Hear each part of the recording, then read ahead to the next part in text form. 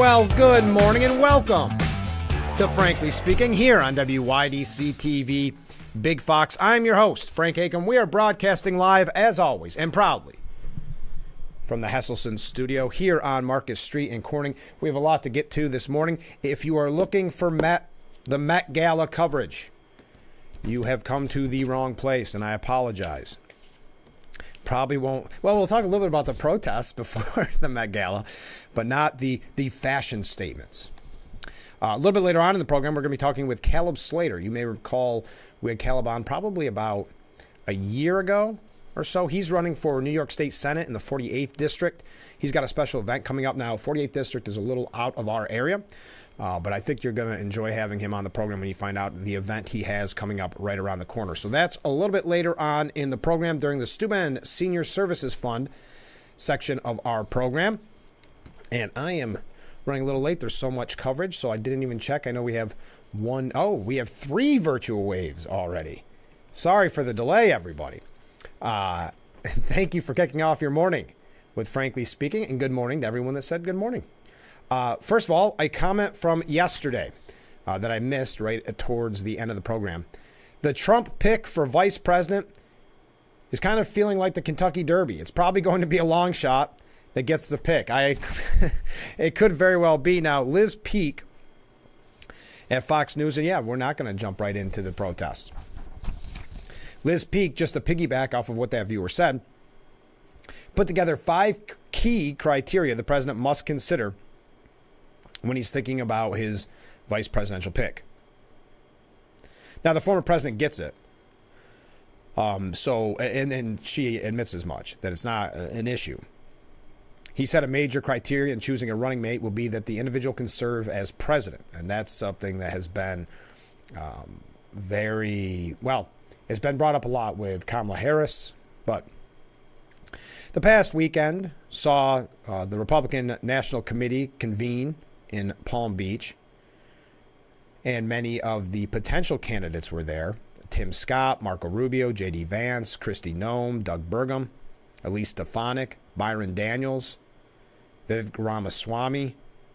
Other apparently under consideration include Tulsi Gabbard, which is an interesting pick. And I've heard a lot of you, the viewers, say that you like Tulsi Gabbard. Now, Tulsi used to be a Democrat, but she came out and has since very strongly come out against that party, and especially after you saw what they did to her during the debates.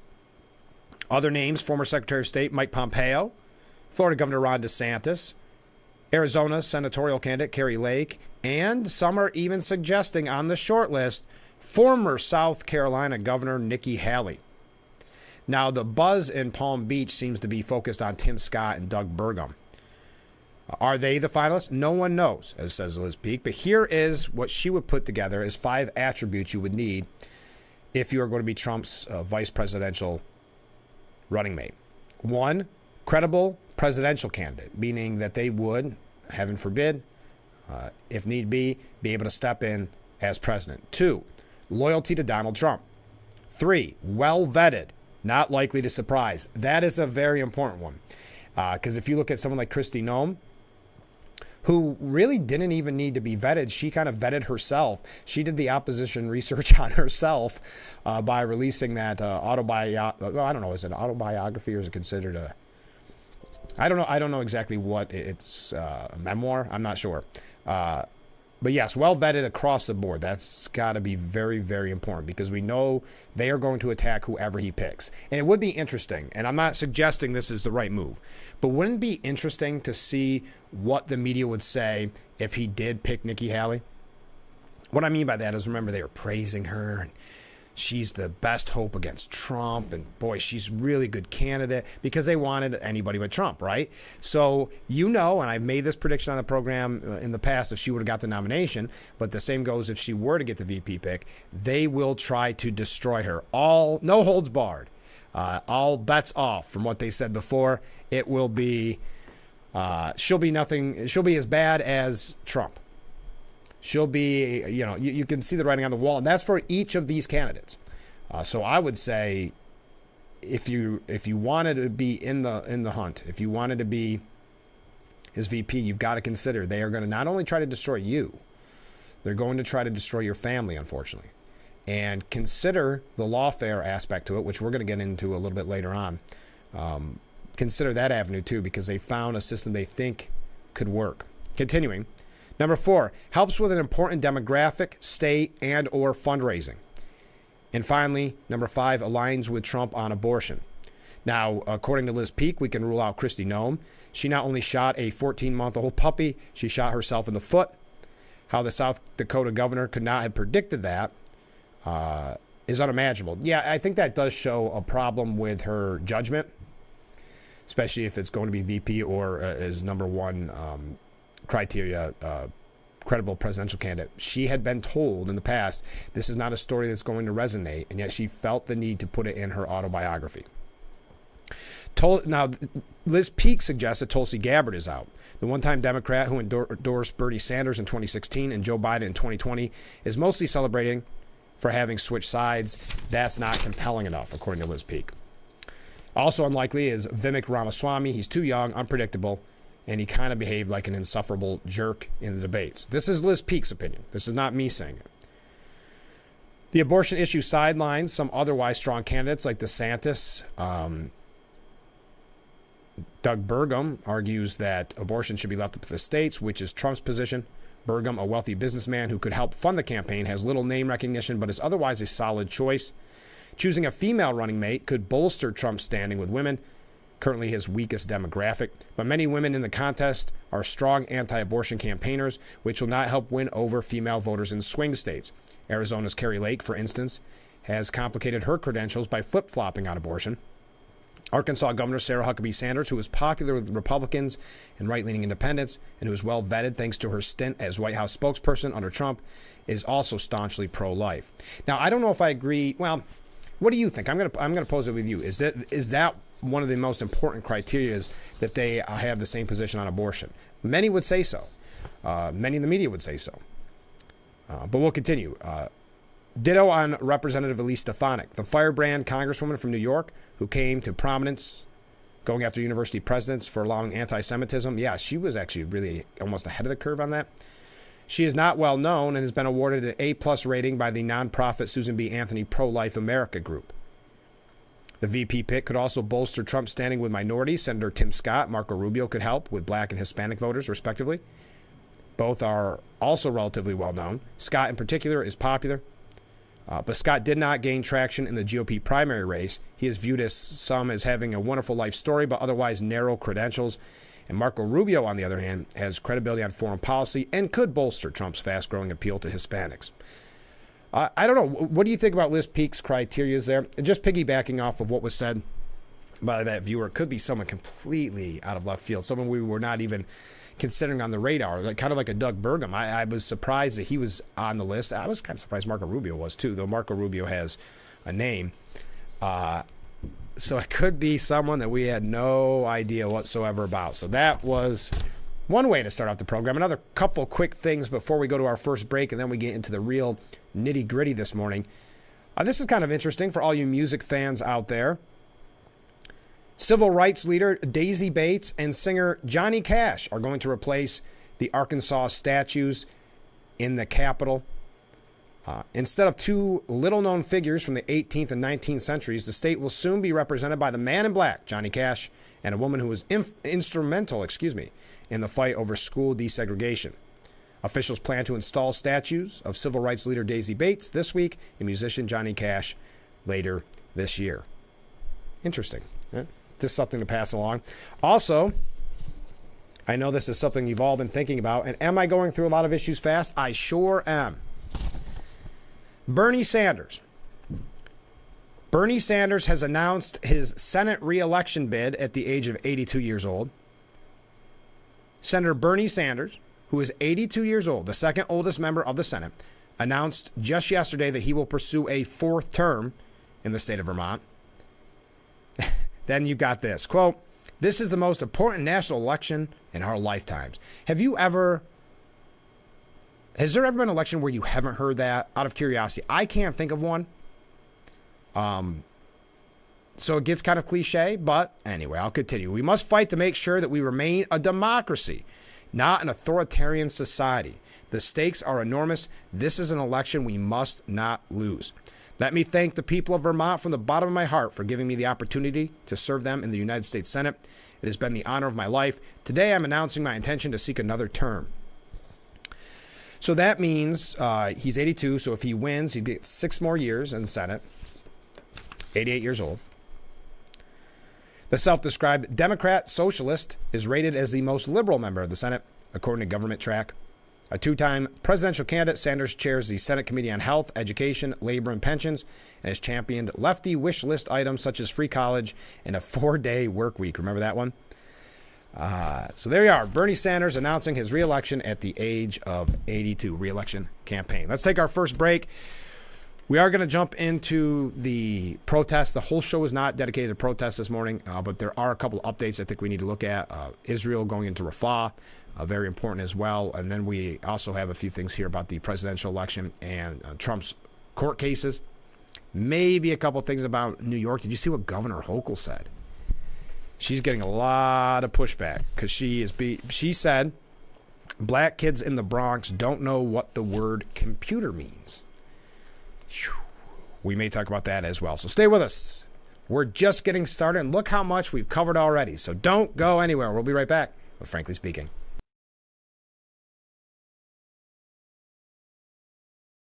Isn't your wellness important? Don't you want more energy? Now's the best time to make every day better and relieve those achy muscles and pains than with the Hesselson's Hot Tub. Hesselson's has hot tubs in stock and available for immediate delivery with unbelievable savings. Hesselson's offers 0% interest-free financing for up to 5 full years. Hesselson's carries the only hot tub brand in the industry with the exclusive freshwater salt system that is eco-friendly and easy to use and only enhances your hot tubbing experience. Come in today and see why your next hot tub should be a Hesselson's hot tub. And remember, it's always fun to poke in the corners at Hesselson's. If you or one regularly used hair relaxers or straighteners and were diagnosed with uterine, ovarian, or endometrial cancer, you may be entitled to significant financial compensation. I've used hair relaxers for years. I had no idea they could cause cancer. Chemical hair relaxers and straighteners have been linked to serious conditions, including several types of cancer. How do I know if I have a case? Call 844-292-6222 and consult with one of our attorneys to find out if the products you used are part of the lawsuit. Your eligibility will also depend on how often you use these hair products and your specific cancer diagnosis. If you regularly used hair relaxers or straighteners and were diagnosed with uterine, ovarian, or endometrial cancer, call us now. Call 844-292-6222. How much will it cost to talk to an attorney? There is no fee unless we win your case. Call 844-292-6222 for your free case review. You just have to get in the seat of a John Deere 1 Series tractor. Not because of how easy it is to use, or because of our expert dealers. Not even because it has implements for every job. You just have to get in the seat because breaking ground on your dream home feels pretty great. It's an inventory clearance event at Lindsay Equipment. Get 0% financing for 84 months and $1,000 off select John Deere compact tractors.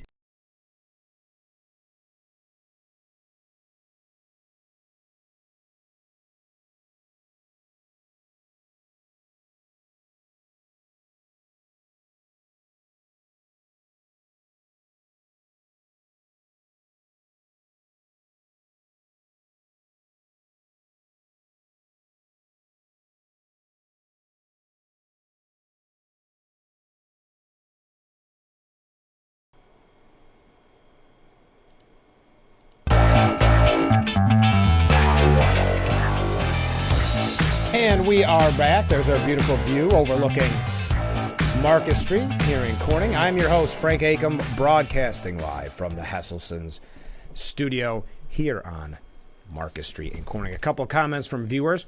Trump should pick a female that could win over fed-up Democrats but loyal to Trump. That's going to be tough because, I understand your point. It's going to be tough to win over fed-up Democrats only because the media is going to paint whoever Trump picks as nothing but Trump light or the same as Trump. so I'm not sure if that'll work. But another comment, with Trump believing that New York is in play, Elise Stefanik might get a few more deplorables to leave their porch and vote. Well, that's a good point. I know Trump believes New York's in play. Let me ask you, the viewer, do you believe New York's in play? Maybe I'm jaded by years of following New York politics, but I found that I don't always get my hopes up in the way that I used to when it comes to maybe gubernatorial races, senatorial, all of them. So I'm not sure. I hope that'd be amazing. And would Elise Stefanik help in that, being from New York? Yeah. Lee Zeldin was a name that was being thrown around, too. That would help. Or I think those are the two New York names. I don't know. I mean, you could see the want that Trump would have to win his home state. But I'm not quite convinced of that yet. Quick story that maybe ties in with, Bernie running for re-election and ties in with these protests. Coming from Newsweek, a rising number of men don't want to work. They have simply opted out altogether. The Bureau of Labor Statistics found only 89% of working-age men have a job or are actively looking for work. In 1950, that number was at 97%. Robin Brooks from the Brookings Institute said the U.S. has a major issue of prime-aged men giving up and permanently exiting the labor force. What's striking about this is that it doesn't get talked about at all, not in the mainstream media and not by economists, even though this obviously feeds political radicalization. Very interesting. Again, you can find that full piece for yourself at Newsweek. There's a lot of various excuses given, a lot of statistics here. Just something to keep in mind as we talk about really society and community so often on this program and how that ties in. And it is that kind of mindset that leads to the protests. And I've said it's not just going to be on college campuses. And of course, yesterday proved that again. I mean, we've had bridges shut down. We've had streets shut down. Yesterday, the protesters attempted to, I don't know if it was shut down or at least disrupt, maybe the right word, disrupt the Met Gala. I know. I said I'm not going to talk about the Met Gala, which, by the way, I think I lost a wave there accidentally. I'm not talking about the fashions at the Met Gala, but anti-Israel protesters vandalized a World War II memorial and burnt an American flag after cops blocked the group from reaching the Met Gala. I'm sorry, World War I. Did I say World War II? World War I memorial. Anti-Israel protesters vandalized a World War I memorial in Central Park and burned an American flag after a mob of more than 1,000 marchers were blocked by cops from reaching the Metropolitan Museum of Art. At least one America-hating vandal torched Old Glory at the site of the 107th Infantry Memorial, the base of which was defaced with the graffiti reading Gaza in large black letters. Others plastered the statue's bronze soldiers with stickers of the Palestinian flag that read, "Stop the genocide, end the apartheid, free Palestine." I know I've mentioned this a few times. I don't know why I mention Meghan McCain so frequently. Meghan McCain, excuse me. But she said it's photos like that when you see these statues vandalized in this way that will play into Trump's reelection, because this all has a political implication. There's a piece we're going to get to later on that's really fascinating, saying that essentially, not to mention his name so much too, but Bernie Sanders is right. These protesters could really upend Biden's candidacy, because again, I know we've talked about it a lot, but I mentioned it on the show, and former Congressman Joe Semplinsky mentioned it as well, that the optics on this for the everyday man or woman who's going to go vote, saying this is what is happening to our country. You've got World War I memorials having graffiti all over them. You have people burning the American flag. This is what we've become under this administration. Some of the protesters climbed atop the infantrymen and waved Palestinian flags or draped them over the statues. Free Gaza was pretty much the graffiti of the day. Enough. It's interesting because a lot of the people that they're protesting at the Met Gala are people that would be sympathetic to their cause, because they are always looking for the cause that's popular, right? And tragically, the popular cause among the left today is anti-Israel, anti-American, anti-police.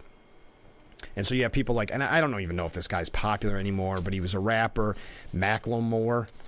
He came out and said, blank, no, I'm not voting for Biden in his new anti-Israel song. The blood is on your hands, Biden. We can see it all, he raps. And blank no, I'm not voting for you in the fall. Now, why did he release this song? Is he really that anti-Israel? He could be. But you could also say maybe it's something to do with someone trying to give his career a little boost. Picking the cause that seems to be the most popular among young people, which unfortunately is anti-Israel. Green Party presidential candidate Jill Stein wrote, "This is very powerful. Thank you for creating this." Others joked, "Crisis among Biden staffers when they learn they've lost Macklemore." It's too bad it had to be Macklemore to say it, but I'm glad that someone is, posted another user. See, this, I know, we talk about this so often, but it's not something we can take lightly because it is the young people's mindset, but it's not just young people. It is the mindset of the left, and we see how this is spreading, and it's obviously become socially acceptable to hate Israel. Not only socially acceptable, socially encouraged. Now, what are some of the repercussions? You saw Columbia has canceled their university-wide graduation. Again, caving to the hecklers' veto, caving to these agitators.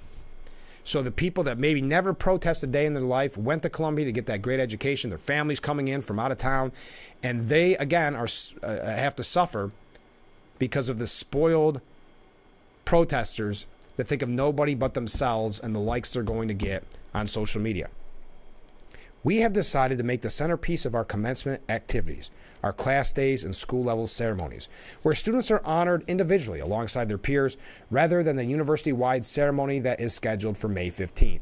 And I know so many people have talked about this, but how tragic is it for some of these people that spent really good money or their parents spent really good money that have no interest in being involved in anti-Israel protests, just want to go to class, get that degree, and now, after not being able to have a normal graduation ceremony in high school due to COVID, now will not be able to have a normal graduation ceremony because the administration and their weakness caved to protesters and said those are the only students that we really care about, are the protesters. Those are the students that we want to make sure are safe, want to make sure are taken care of.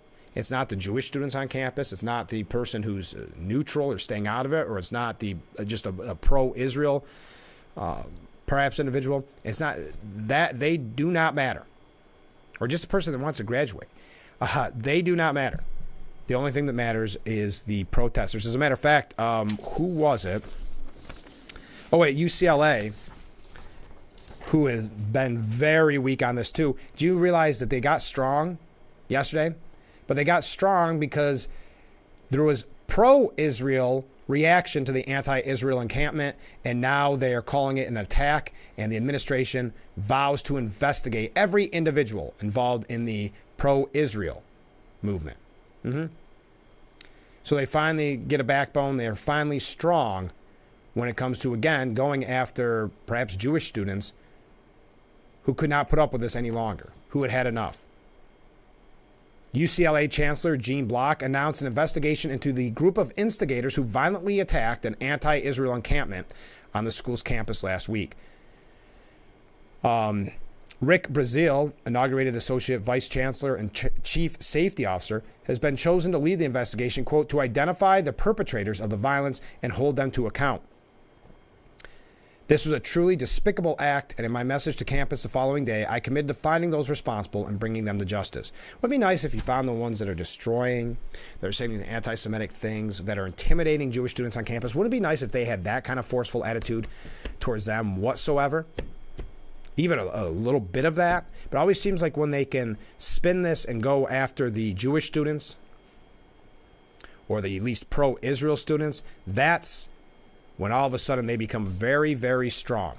That's when they're tough and not going to put up with it anymore. We've got more to talk about. I realized I'm running really late because we're going on tangents, and I love it. We're just getting started. Stay with us. This is Frankly Speaking here on WYDC TV, Big Fox.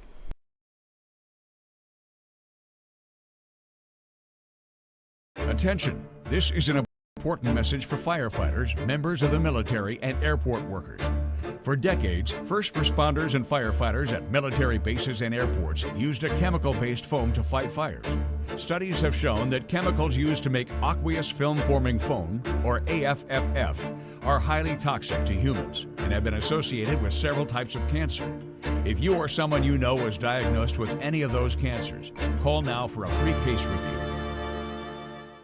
Hi, I'm Aubrey. For over 40 years, the Blaze Alexander family dealerships have been making car buying easy, affordable, with respect for your time. And we do that by treating all of our customers like family. By making sure you get the lowest rates, biggest discounts, and most for your trade. By providing clean, comfortable, and convenient service. By offering the largest selection of new and pre-owned vehicles every day. Visit a Blaze Alexander family dealership, where we're taking the deals the other guys won't. Bathroom of your dreams is only a phone call away with BCI Bath and Shower. We can make your ordinary bath and shower extraordinary. This is not a cookie cutter design. This is a complete custom build that will fit your every need. It's never been easier or more affordable than right now to get the bathroom of your dreams. We have the best monthly programs in the industry with payments as low as $99 per month or no payments, no interest for 18 months with approved credit. The hardest part of your new bathroom is gutting and building the tub and shower. If your bathing area is old, there could be damage behind the walls and possible mold and mildew, which can be a serious safety issue. At BCI, we don't cover a problem, we fix it. Call now to get a never clean glass treated door with the no-track system at half off for the first 50 callers. Factory trained, certified installers made in the USA and discounts for seniors and military. Call 800-704-1798. That's 800-704-1798. Getting aerial video for a commercial used to be extremely expensive, but not anymore. WYDC TV Big Fox now offers the Twin Tiers amazing aerial video for your business. We do it with our state-of-the-art drone and commercially licensed aerial pilot. Beautiful HD aerial video and pictures custom-made for your commercial. Call or email now to advertise on Big Fox TV and let everyone see your business in a whole new way.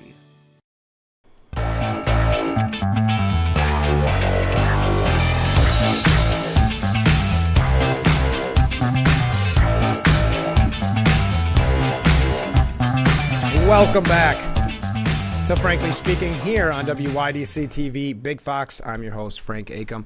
And yes, we do continue to have the Dwayne Eddy painting, that amazing painting in the studio. So if you're on Market Street, stop by and look at it in the window. I'll have it reversed so you can see it. And I will move it when we talk to Caleb later, so it's not distracting.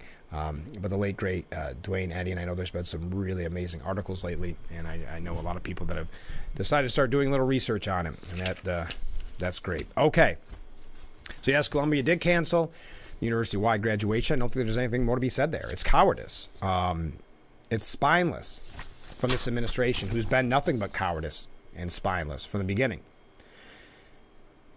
One student, a Jewish undergraduate student in Columbia, said, "The last few weeks have been horrible for me, but deep down I still love this place. It's a beautiful campus, and I was really looking forward to graduating in the heart of it. I guess the pro-Hamas crowd got the final blank you." Yeah, the pro-Hamas has been the crowd, has been the group that the administration supports the most, that doesn't want to see anything happen to. Ari Rosen, a 26-year-old student graduating from Columbia Dental School, said, "I lost my undergraduate graduation 4 years ago because of COVID. But then I told myself at least I'll be able to graduate from dental school at Columbia. This was always on the back of my mind, and now to wake up to this news is really unexpected. This wasn't just 4 years of hard work. This was 8 years, undergraduate and dental school. I worked really hard for this. I thought it would be a nice celebration at the undergrad campus. My parents were going to come see it. To see it shut down for these protests is upsetting." Yeah. The protesters won. I don't know any other way. Oh no, they haven't got their list of demands completely, but they won when they have administration stoop and bow to them. How else can you've got to take that as a victory? I feel bad for the parents as well. You know, that's something that's overlooked. Parents, especially many of who invested a lot of money into this education, no longer having that very special moment with their child. And on the other cowardly front, UCLA returns to remote learning through Friday amid the ongoing disruption. Yes, the same UCLA that vowed to make sure that they bring down any of the pro-Israel protesters who had the audacity to say enough's enough and enter the anti-Israel, pro-Hamas encampment. Due to ongoing disruptions, the campus has returned to limited operational status. Therefore, per Senate guidance, classes will move remote from May 6th through the 10th. It's unbelievable when you read more about these protesters. How about this? NYU student, and they put it in quotes now because, you know, the administration is trying to suggest that it's not all students, and I don't think it is all students, but they're trying to downplay and saying it's outside agitators. But a young woman was filmed at a New York University anti-Israel protest over the weekend, praising North Korea's support for Palestinians and their, quote, shared struggle against oppressors, with the deranged and deluded viral clip sparking fierce backlash online. They've always upheld the right. This is speaking of North Korea. They've always upheld the right of Palestinian people to self-determination and resistance. And this is beyond moral and rhetorical support, said the woman.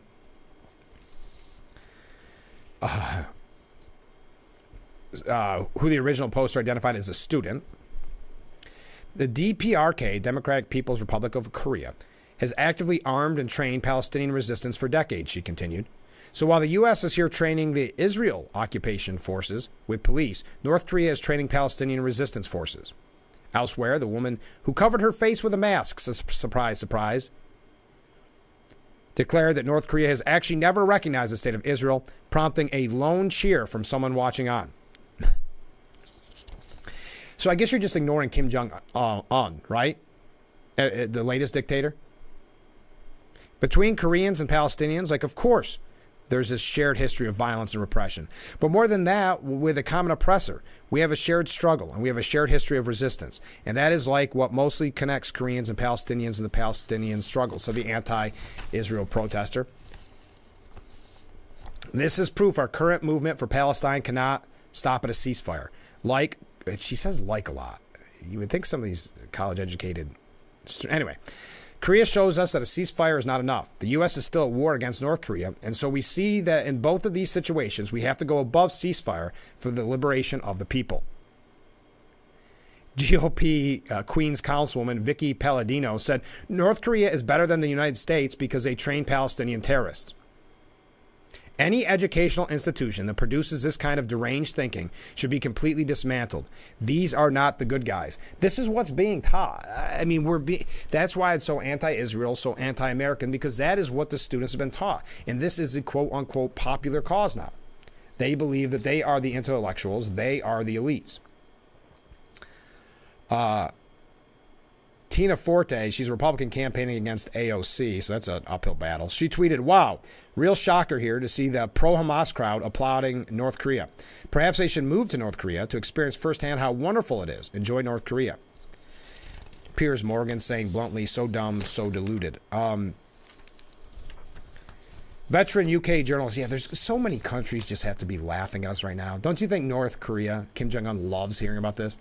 Andrew Neal said the stupidity of the brainwashed knows no bounds. But I thank her for confirming that one Hamas's foremost allies is the most repressive basket case dictatorship in the world. By their friends shall ye know them. Another commentator said, yes, it has now come to this. At NYU, they are glorifying the regime of North Korea. If you've already made the moral leap of supporting Hamas, why wouldn't you celebrate the great revolutionary courage of those noble comrades in North Korea? We got to take another short break. A comment from a viewer. Well, it does. Wow, shades of January 6th sounds oddly familiar. You know where Biden said, if you were there, we will find you? Yeah, that's what UCLA is saying about the pro-Israel demonstrators. They went into the encampment. UCLA is calling it an attack. I don't know. I mean, I guess if you fear for your safety and you fear for your life, and you're being screamed at day in and day out, now you're going to lose your graduation. Now, all that money you're spending, you're not afforded what you paid for. Yes, there should be lawsuits, but maybe you can't go to that cafeteria. Maybe you can't go to the library. Maybe you can't go on campus on a beautiful spring day. And the anger is going to boil over. Oh, at the same time, you're being called the worst things in the world, and you're being told the Hamas is the good guy. Violence is never the answer, but I will say you can understand why these young people, that the anger just finally boils over and said enough is enough. But for UCLA to be so weak on these violent protesters, the anti-Israel, pro-Hamas protesters who have been destructive, not obeyed the rule of law, to just shrug your shoulders over that, and then when there's an instance of pro-Israel protesters saying enough is enough, and that's when you lay down the law. They show their true colors in this, haven't they? Really from the beginning. We've got more on this when we come back, so stay with us. This is Frankly Speaking here on WYDC TV Big Fox. It's not all protest coverage this morning. Just want to get through a couple of quick things, and then we're going to move on to the presidential race and some other issues as well, so stay with us. Attention, if you were a loved one regularly used hair relaxers or straighteners and were diagnosed with uterine, ovarian, or endometrial cancer, you may be entitled to significant compensation. I've used hair relaxers for years. I had no idea they could cause cancer. Chemical hair relaxers and straighteners have been linked to serious conditions, including several types of cancer. If you used hair relaxers and now have uterine, ovarian, or endometrial cancer, call now to see if you qualify. There's no fee unless we win your case.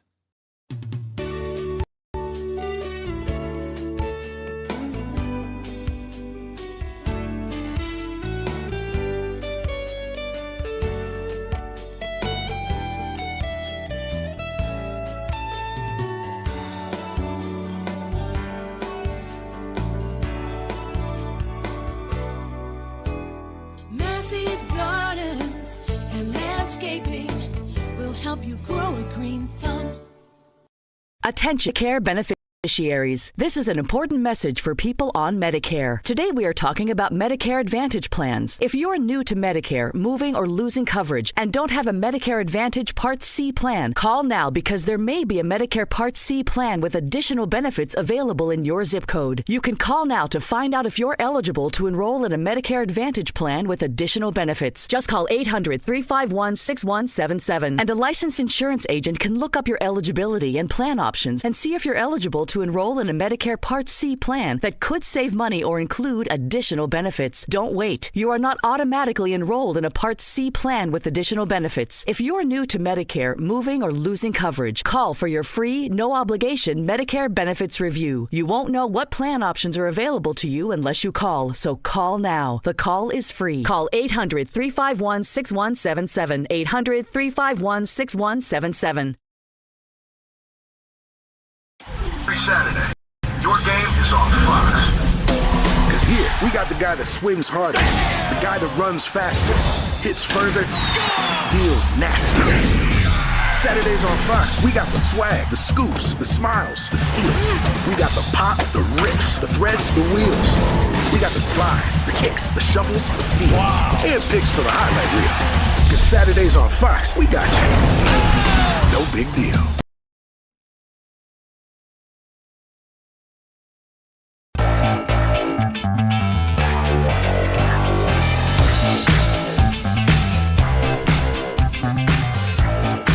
And we are back with Frankly Speaking here on WYDC TV Big Fox. I am your host, Frank Acom, broadcasting live from the Hesselson studio.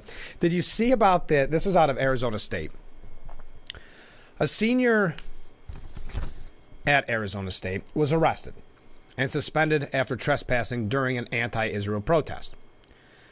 That student being interviewed by ABC 15, her name Brianna Brocker, broke down into tears. I'm being restricted from a lot of things right now that I didn't expect to be for standing up for something I believe in. So she felt, and there's no reason to think otherwise, really. She felt that there would be no repercussions, that there should be no punishment for what she was doing. You know, I have family coming in who I have let them know not to come to my graduation ceremony. I'm just disappointed, as she cried. I'm a 2020 high school graduate, so I wasn't able to walk then. So, here it is. I'm not able to walk now. This, again, because she was arrested and suspended for being a part of that anti-Israel protest. Now, for civil disobedience and protest to actually work, there needs to be repercussions. You think during the Civil Rights March, they didn't know there could be punishment? But in this case, these students believe, and really administration has led them to believe no other in most instances, that there will be no repercussions. This is basically a party. This is get together with your friends, get in the tent, scream, vile things, get that out of your system. Brocker said she will get her degree and be able to finish classes, but the circumstances under which she'll graduate are not clear. Despite the tears, Brocker said she would participate in such protests. I was doing what I believed was right, and I still believe it to be right. I would stand up for the cause again, even if it means something negative for me. It's hard to feel sympathy. It really is. It ties in with who was... Oh, here we go. At George Washington University, there's a professor there, Melinda Roth. She talked about the spreading of hate on campus. She said, instead of hanging out in your nice, brand new, paid for, unknown sources, green and white tents, everybody's talking about these tents. I guess I'm not so to the party. We've been bringing it up. I just think it's funny everybody else noticed it, that they all look exactly the same. I guess my mind doesn't work that way. Instead of hanging out in your nice, brand new, paid for, unknown sources, green and white tents, why not send them to those displaced in Gaza who really need them? After all, you have dorms and apartments that mommy and daddy are paying for right now. You have catered food and all you can eat snack bars. Why not send food to those you claim are starving? Since you are skipping classes, if you actually are a student, why not go volunteer to help in Gaza? Many American Jews have gone to help in Israel on farms and elsewhere to provide missing labor, as so many Israelis have been called up to military service. If you really want to help, why don't you go where you really could make a difference for the people you profess to be supporting? Yes, it's very easy to have fun with your friends in a tent, but put your money where your mouth is. That's Melinda Roth, professor at George Washington University. Why not go to Gaza and do some good? Now, tying in with the girl that was crying because she's not going to get the perfect graduation she thought because she got arrested, I've got a somewhat of a follow-up. Not with her, but it's not just the repercussions of not getting to walk with your cap and gown and your parents come and take photos. You're missing that. But there's also those who were not participating in these protests who now don't get to go to graduation because they're not the big graduation ceremonies because they're scared of the protesters, or what it means for them in the job search. Because it's not just people like that got arrested. It's not just the anti-Israel protesters that will suffer. And I've been saying this from the beginning. If you work for a big business or corporation and you get a resume that says class of 2024 Columbia, are you even going to look at that? Because you would have to do the research to make sure you know it's not someone that's going to be spewing hate in your offices. Well, 13 federal judges are going to boycott Columbia graduates over anti-Israel protesters because Columbia has become an incubator of bigotry. 13 federal judges announced Monday that they will no longer hire Columbia University graduates as law clerks because of the virulent spread of anti-Semitism on the troubled Ivy League campus. The jurist fired off a letter to Columbia President Shafiq. Can you believe she's still the president, how weak she's been, how bad she's been at this? But they told her that once the prestigious Manhattan University has now become an incubator of bigotry as anti-Israel protests continue to run rampant there. Freedom of speech protects protest, not trespass, and certainly not acts of threats or violence or terrorism, the judges said. It has become clear that Columbia applies double standards when it comes to free speech and student misconduct. Oh, 100%. I mean, let's face it.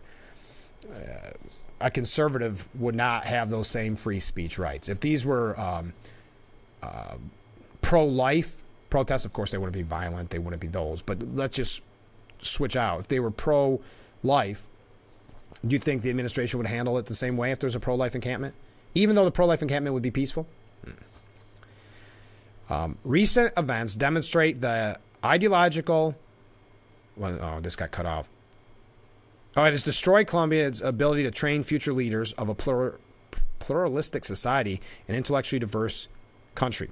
As judges who hire law clerks every year to serve in the federal judiciary, we have lost confidence in Columbia as an institution of higher education. Columbia has instead become an incubator of bigotry. This is going to happen elsewhere as well. And it's, in this case, look, they're saying all Columbia graduates. So even those people that didn't protest, they are suffering yet again because of the spoiled pro-Hamas protesters who, again, from the beginning, it's been about narcissism. It's been me, me, me. Look at me. Put me up on the TV. Put me up on social media. Let me show that I am the most anti-Israel. Therefore, I am, for some reason, the most caring. At a time when we got lectured so often about love trumps hate, now apparently hate is the talking points. Hate is the brand of the new left.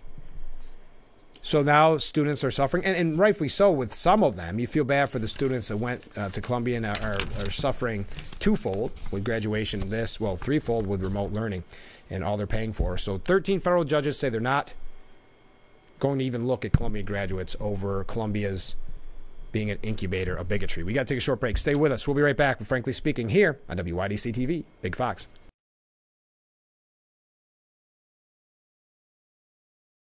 Isn't your wellness important? Don't you want more energy? Now's the best time to make every day better and relieve those achy muscles and pains than with the Hesselsen's Hot Tub. Hesselsen's has hot tubs in stock and available for immediate delivery with unbelievable savings. Hesselsen's offers 0% interest-free financing for up to 5 full years. Hesselsen's carries the only hot tub brand in the industry with the exclusive freshwater salt system that is eco-friendly and easy to use and only enhances your hot tubbing experience. Come in today and see why your next hot tub should be a Hesselsen's hot tub. And remember, it's always fun to poke in the corners at Hesselsen's. Attention, if you or a loved one regularly used hair relaxers or straighteners and were diagnosed with uterine, ovarian, or endometrial cancer, you may be entitled to significant compensation. I've used hair relaxers for years. I had no idea they could cause cancer.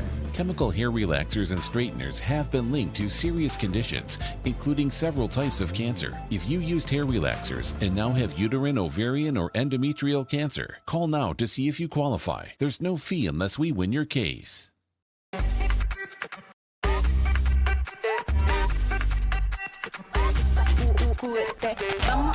Dale pues, mamá ya, muévete más loco como solo tú lo sabes. Así es, con las manos en la cabeza, sacúdete,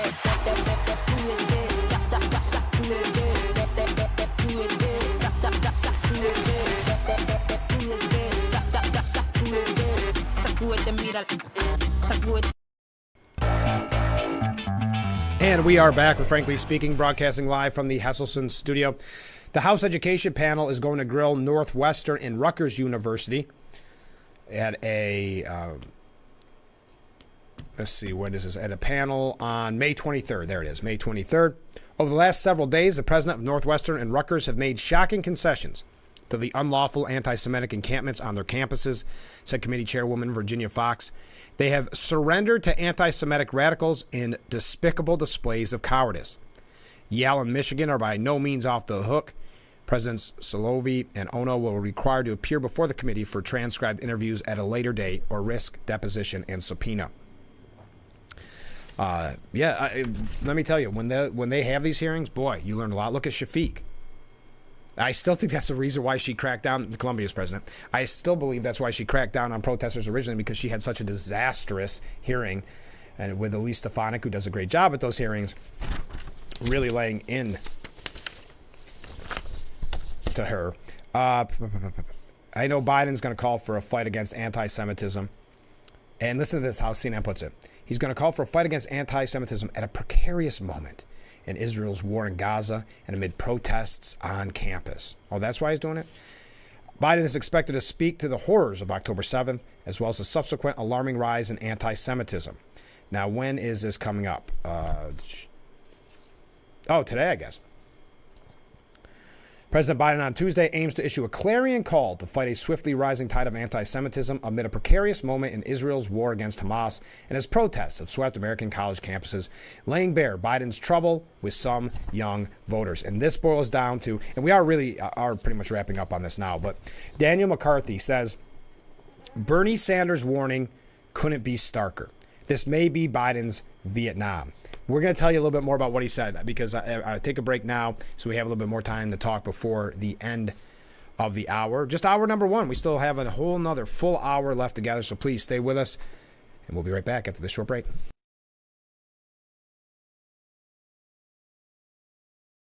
If you or a loved one regularly used hair relaxers or straighteners and were diagnosed with uterine, ovarian, or endometrial cancer, you may be entitled to significant financial compensation.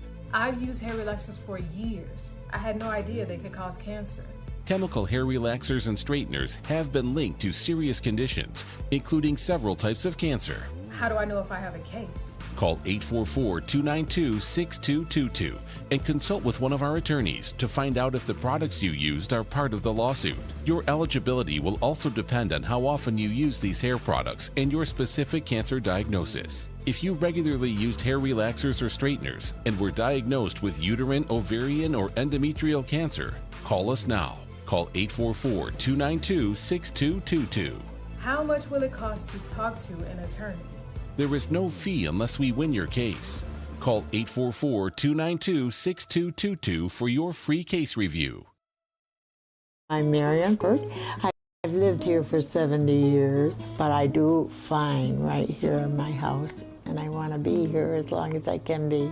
And I feel comfortable knowing that if something happened to me, someone would know because of the cameras that are installed in various spots in my home. That has been a wonderful gift to me to be able to have that security and that support from Full Circle America, and that's what it's all about.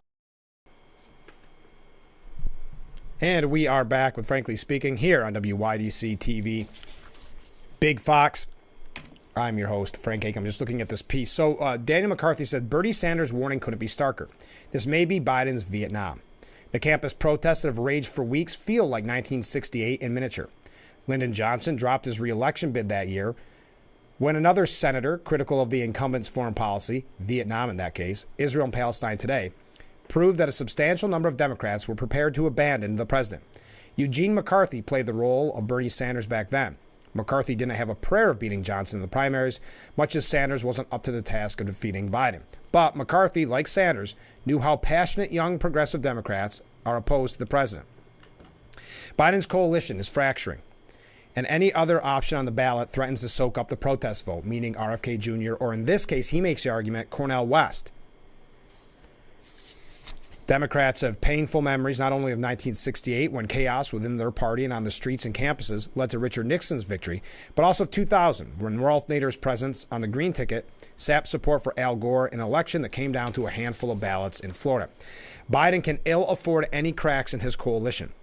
Discontent with Biden over Israel is louder than complaints about Gore in 2000 or Clinton in 2016. Sanders says trouble isn't limited to campuses. This is what he said, and I know I mentioned it yesterday, but I worry very much that President Biden is putting himself in a position where he has alienated not just young people, but a lot of his Democratic base in terms of his views on Israel and the war. And this goes back to what we're talking about with the new left. We're seeing the new left, and they are no different. The Democrat base is no different than what we're seeing on college campuses, is what we're being told. But if today's protests don't match the scale of the Vietnam-era demonstrations, it also is the case that Biden doesn't have the achievements or stature that Johnson had. That's a very good point.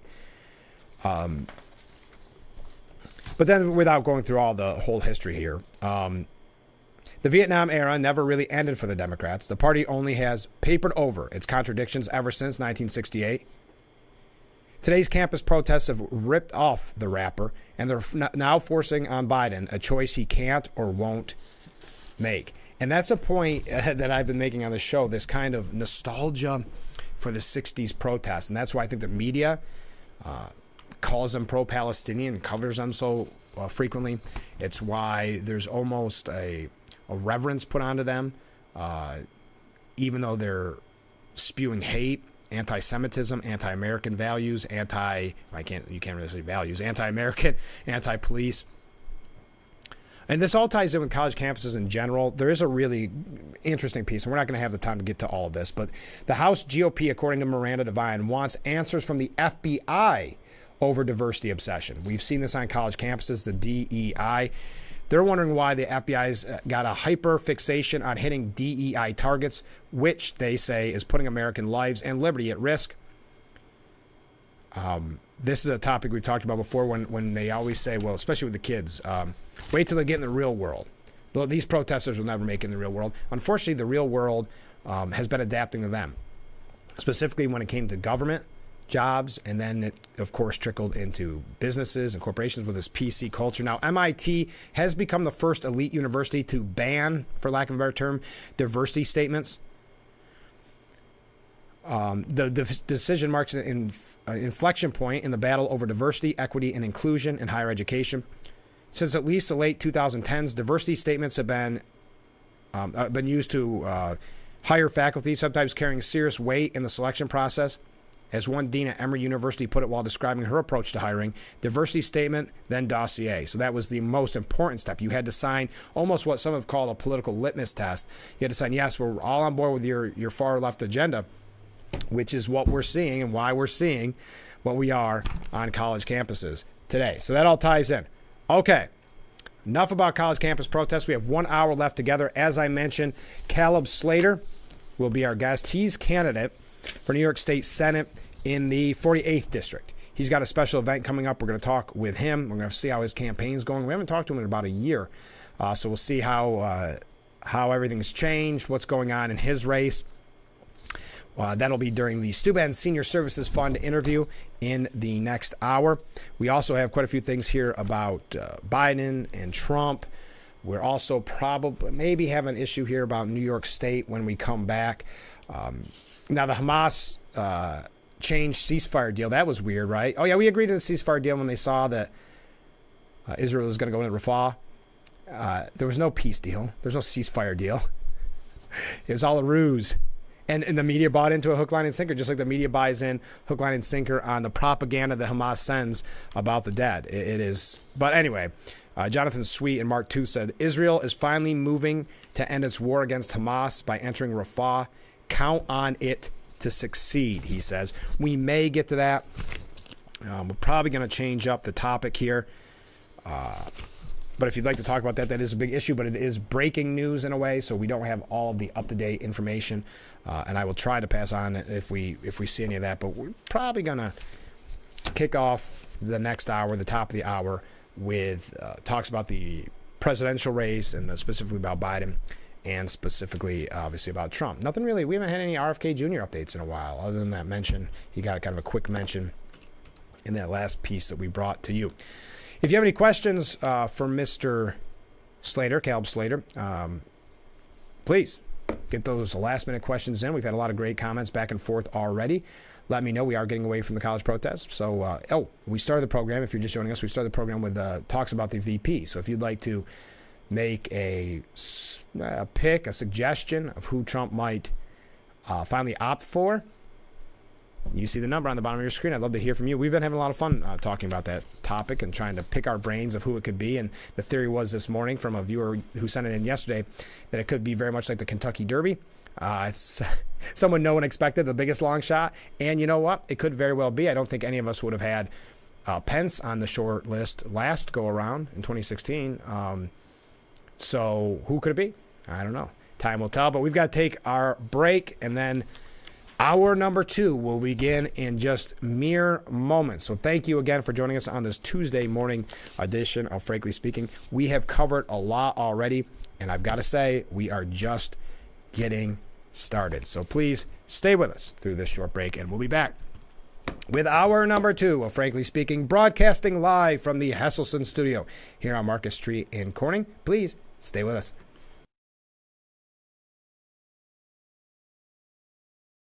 Wow, you found it.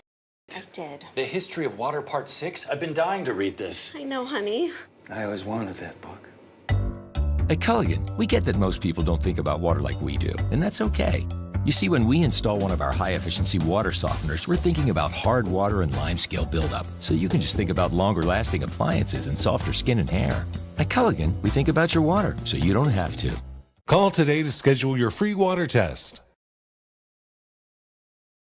Was your baby fed a cow cow's milk baby formula such as Similac or Enfamil? If so, your child may be entitled to significant financial compensation. Evidence shows that cow's milk formulas increase the risk of NEC in premature babies, causing severe harm and even death. If your child was born premature and suffers from NEC, intestinal perforations, sepsis, cerebral palsy, or died as a result, you may have the right to sue for significant financial compensation. Call now for a free case review. Attention high school students, college transfer students, or anyone looking to further their education. This is the event for you at the Elmira Elks on May the 8th. There will be a free college fair with free parking. Come and talk to to and four-year college representatives, in and out-of-state schools, public and private schools, technical schools, United States Armed Service recruiters, local police and fire departments recruiting new cadets. This only happens once a year, May the 8th at the Elmira Elks College Fair from 6 to 8 p.m.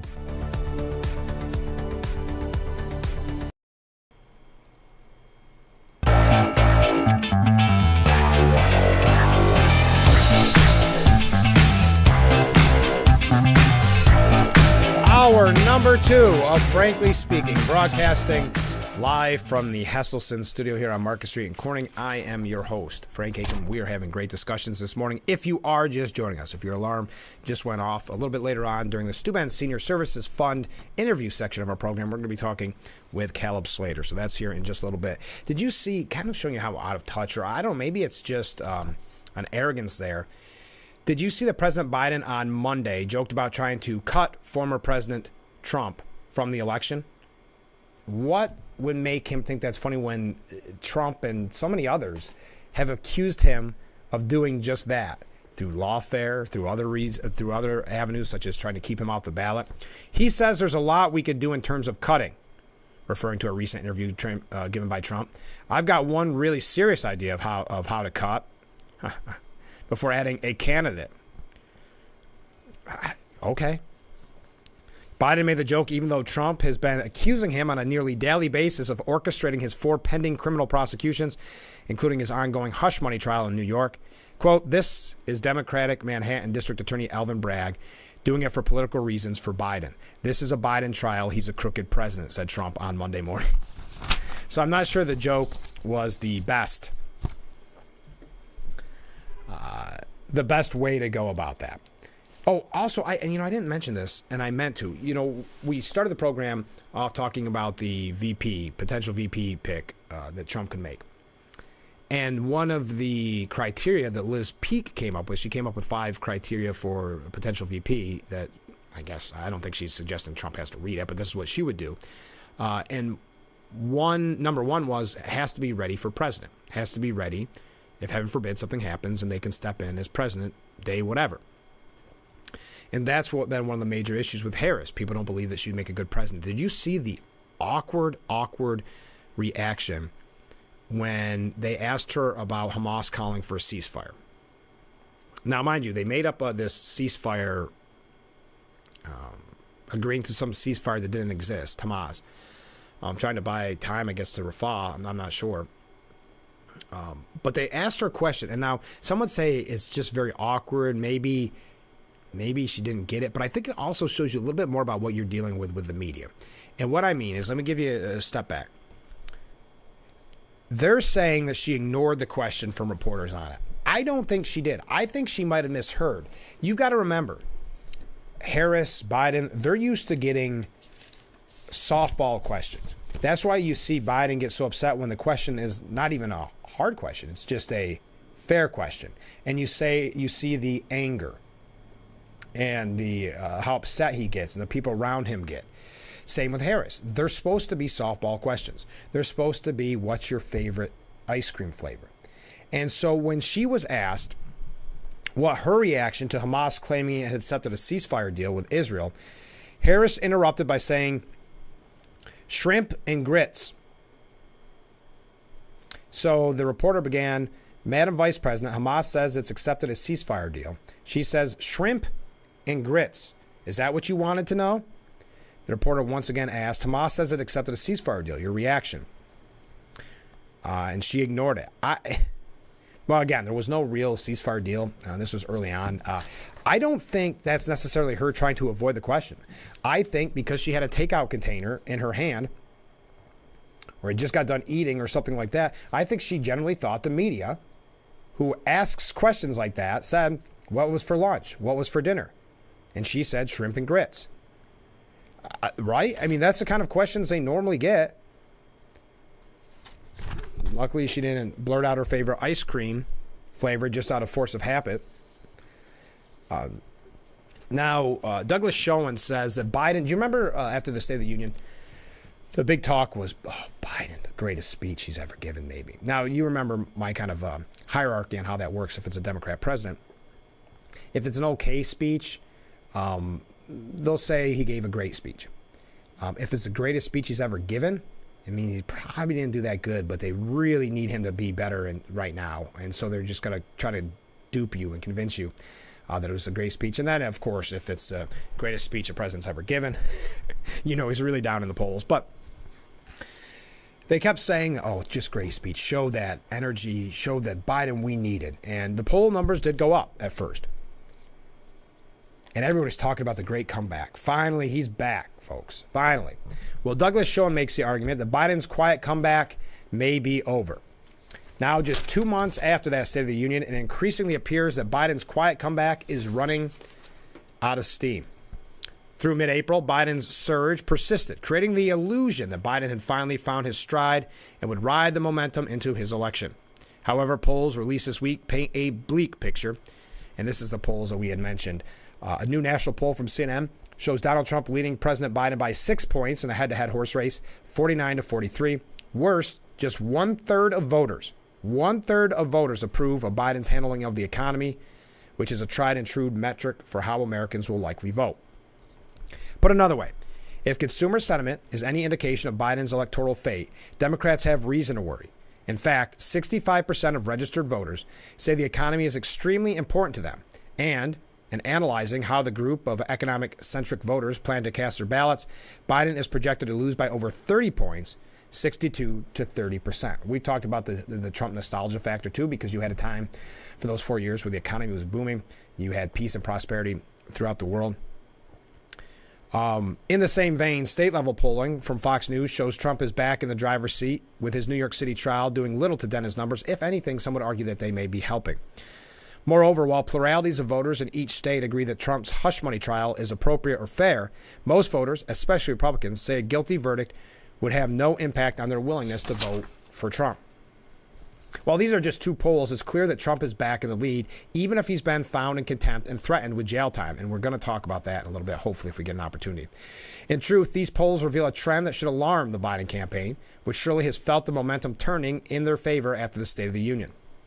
And I'm not going to read all the wonky numbers, but I think when you look at Trump stuck in court, and then he goes visits the funeral of that slain police officer, and at the same time you have the President of the United States doing a $25 million fundraiser, star-studded fundraiser with musicians and Obama and Clinton. People that are worried about the economy look at that and go, wait a minute. Or worried about the way our nation's headed, look at that and go, wait 1 second. But for Biden is racking up a series of wins, including improving economic sentiment. Okay, really.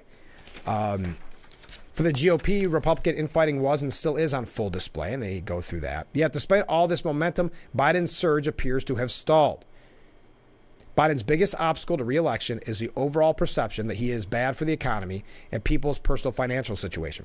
So keep that in mind. According to David Schoen, it's just a perception. Never mind what happens when you go to the grocery store. Never mind that you're maybe, especially as we're coming up on summer, struggling to take your family on any sort of vacation. Never mind any of that. It's all a perception, folks. Never mind what you're experiencing. And as inflation proves stubborn, wars in Europe and Middle East show no signs of slowing down. American college campuses are swarmed with protests against Israel, and the southern border remains open. Biden has done little to change people's perceptions. Okay, so you're using perceptions twice in one paragraph. I see. Okay. There's not a little bit of bias hidden in there. I do think the optics on the protests are going to hurt him. I think the fact that some people, maybe more middle-of-the-road Democrats, are seeing the radicalization of the Democrat Party with these protests, the anti-Semitism that has reared its ugly head in the Democrat Party, and I think that could hurt him as well, but I'll continue. Biden's marks on all three issues, the economy, foreign policy, and immigration, are markedly down since entering office. Today, Biden's approval ratings across all three metrics is underwater. I'm not going to read all the numbers. I know that gets a little bit boring, a little bit wonky. Whether due to inflation driving economic pessimism, the still porous southern border keeping immigration at the top of voters' minds, or the growing chaos on college campuses, Biden appears to be leaping from one crisis to the next, seemingly unable to effectively manage or lead the country. Yes, not seemingly. I would ask if this type of thing was going on during a during a Trump administration, meaning the economy was doing poor, you had chaos, to use their term, in the Middle East, if you had what's happening on college campuses, don't you think the coverage would be a lot different? Because if you notice, they're not saying, chaos around the world. Oh, Biden's White House is falling apart. The walls are closing in. None of that. They used to say that about the most minute little issues during the Trump administration. It was actually kind of fascinating. But that was an important line. I mean, he is unable to effectively manage or lead the country with these major issues. And, you know, when you talk about what's happening in Israel, happening in Gaza, happening throughout the world, not to mention the real threat of China, Iran, Russia. But to be clear, David Schoen says, this is not to make it seem like the election is in the bag for Trump. The former president faces a mountain of legal problems, and the GOP primary results show that Nikki Haley is still attracting double-digit support despite dropping out of the race. Similar, there are legitimate questions of whether progressives, whose anger at Biden over his support for Israel has boiled over and threatens to cause mayhem at the Democratic National Convention this summer, actually withhold their votes when faced with a Trump presidency. Well, you can see him go for Cornel West or a RFK, but anyway. That being said, after a brief period where it looked like Biden had finally found his groove, did it ever feel like that to you, out of curiosity? It didn't to me. I mean, I know the poll numbers are a little bit better, but I never thought like, wow, this is looking bad. His numbers are once again dropping while Trump's are on the rise, and that is surely a worrying sign for Democrats as November rapidly approaches. So there you go. Taking a quick look at that. We've got a couple other things about Biden. We'll look at some of your comments, so stay with us. This is Frankly Speaking here on WYDC TV. Big Fox will be right back.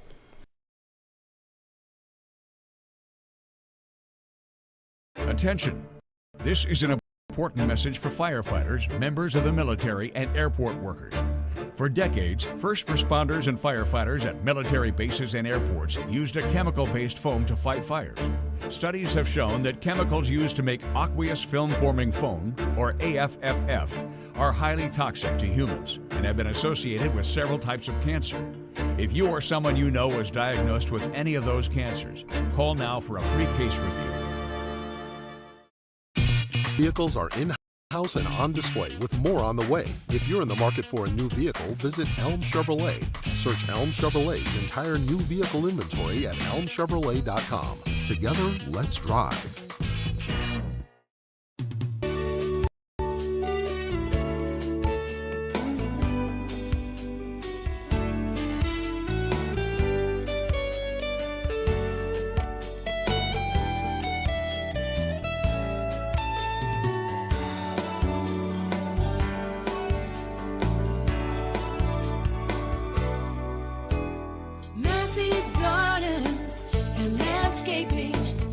Help you grow a green thumb.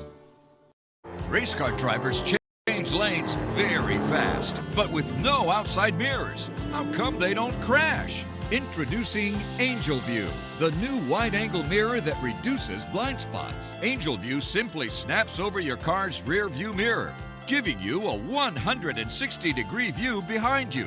Just look at the difference. Look.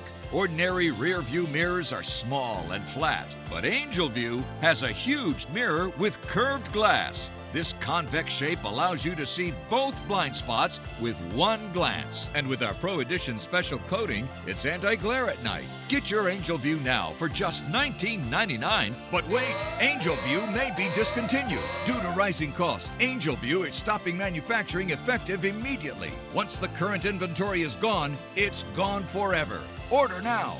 Call 1-800-897-0371 or visit getangelview.com. Order now. In a game of few words. Urkel, glasses. Nerd.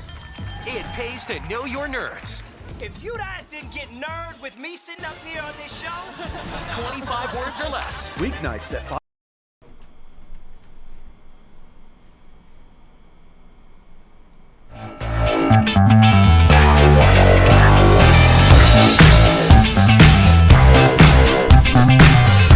And we are back with Frankly Speaking here on WYDC TV, Big Fox. I am your host, Frank Hakem, broadcasting live from the Hesselson's studio on Market Street. I wanted to get to... We have Caleb coming in just a little bit. Caleb Slater is a candidate for New York State Senate in the 48th District. We'll be talking with him in just a little bit. So I wanted to mention, I know everybody's talking about the judge warning Trump that he will jail him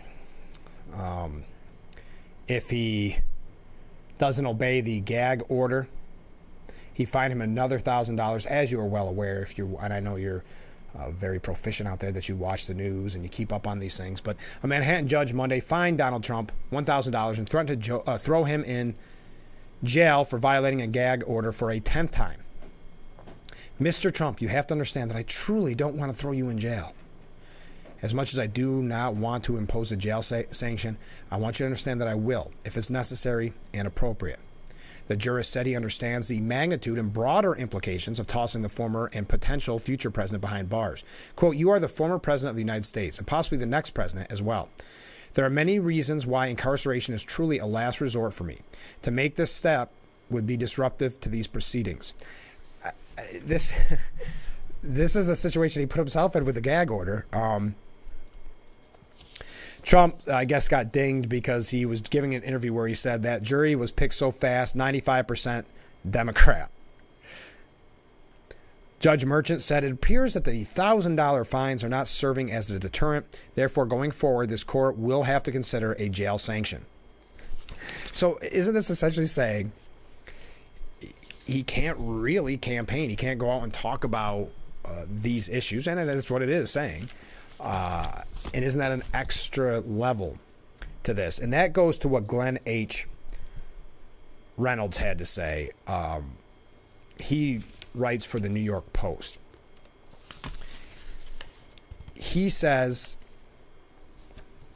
"For my friends, everything. For my enemies, the law.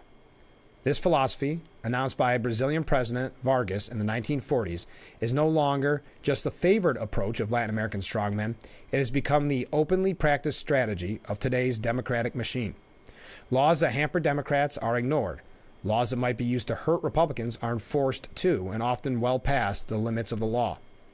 One need to look no further than the absurd circus clown show trial in which the state of New York has gone so far in trying to turn Donald Trump's alleged personal issue into business crimes that Governor Hochul had to go out of her way, listen to this, to reassure other businessmen that this was a one-off and that only Trump would be prosecuted under this novel approach to the law. Yes, because the way they've went after Trump has sent horrible signals to the business world at a time when New York doesn't really need to be taking any more hits in their business climate.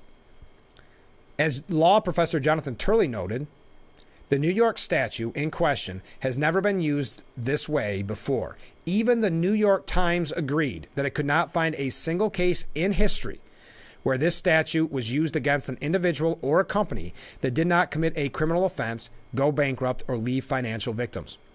Nothing says rule of law like custom-made forms of liability designed for a single hated defendant. And I know Hochul and others making it sound like it's only going to be Trump. If this is successful, this is the new precedent.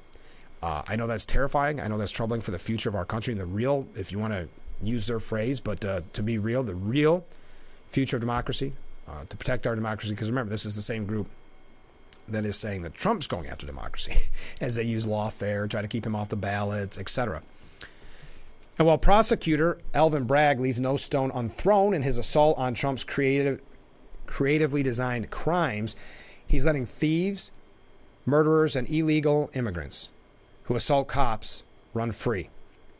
He's not policing the streets, he's policing threats to democratic power. Yeah, imagine looking at the crime and the public safety issue in New York, and this is what Alvin Bragg is going after. We can go example after example after example where they've let people go because of the bail reform laws and the crimes that have been committed. But meanwhile, we add on top of this Jack Smith, prosecutor Jack Smith, who's after Trump for allegedly mishandling classified documents, had to admit to the court this week that his office had mishandled those same classified documents, mixing them up in ways that disadvantaged Trump's defense lawyers, and then falsely representing to the court that the documents were exactly as they had been received. So this is what we're dealing with. This is how, I guess for lack of a better word, pathetic it has become in their hatred of Trump and trying to bring down Trump. And I think, as the former Congressman Joe Sempolinski has said so often on this program, I think it goes to where there might be people that don't like Trump, but at the end of the day say, I really don't like Jack Smith or Alvin Bragg or whoever, tell me who I can and cannot vote for, and having this lawfare used against a candidate like some other, not an American value in that. Of course, it's not just Trump. Former Trump White House official Peter Navarro is doing time for contempt of Congress after being prosecuted by the Biden administration. Obama's Attorney General and self-described wingman Eric Holder was also charged with contempt by Congress, but the Obama Justice Department, headed by one Eric Holder, gave him a pass. So what this boils down to is, in Brazil, starting in the 1960s and continuing on and off until the present, we wound up seeing death squads deal out vigilante justice that the legal system couldn't or wouldn't deliver, with predictably bad results. So that whole piece can be found, because our guest is just about to come up. A whole piece by Glenn H. Reynolds can be found at the New York Post. Receiving this comment from a viewer: I heard that the corrupt judge might think about house arrest for Trump. Obviously, this is to try to take him off the campaign trail, or even campaigning after the daily trial circus. The ends justify the means. I don't know. Let's say, and I know we have viewers out there that really dislike Trump. What do you think about this aspect? Because I do believe this is a new president. I do believe this is where we're headed in the future. And it's troubling. It's worrisome to me. I would love to know what you think about the future if this is the new president. So stay with us. We got to take a short break. Our guest will be with us in just a second. This is Frankly Speaking here on WYDC TV, Big Fox.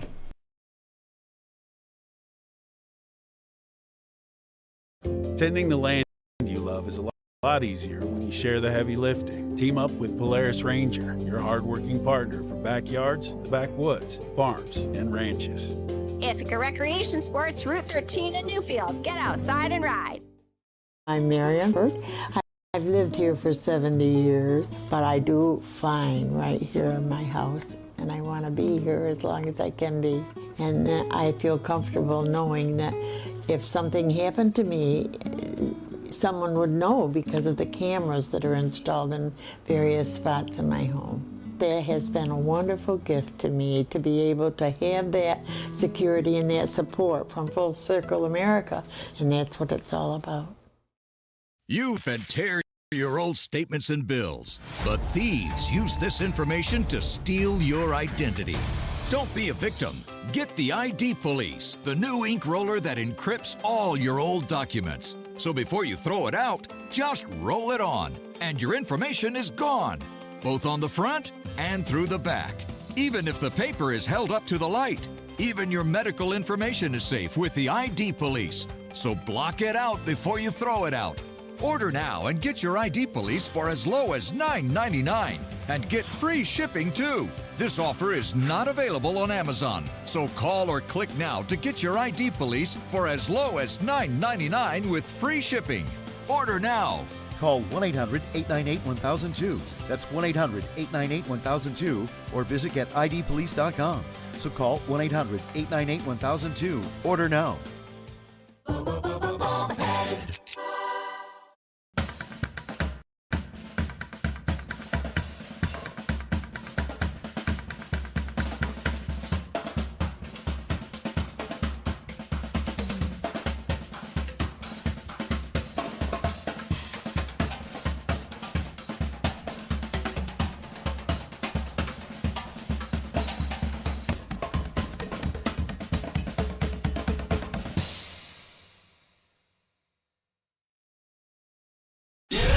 On Fox. Here we go. AJ McCarron leads the St. Louis Battlehawks. McCarron, touchdown! Against the Birmingham Stallions. What a grab! The United Football League This week on Fox.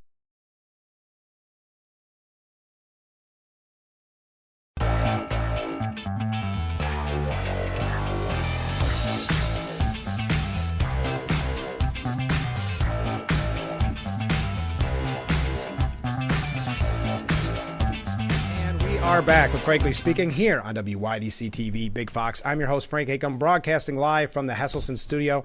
And in that studio, during the Steuben Senior Services Fund interview section of our program, we have Caleb Slater. Welcome back to the show.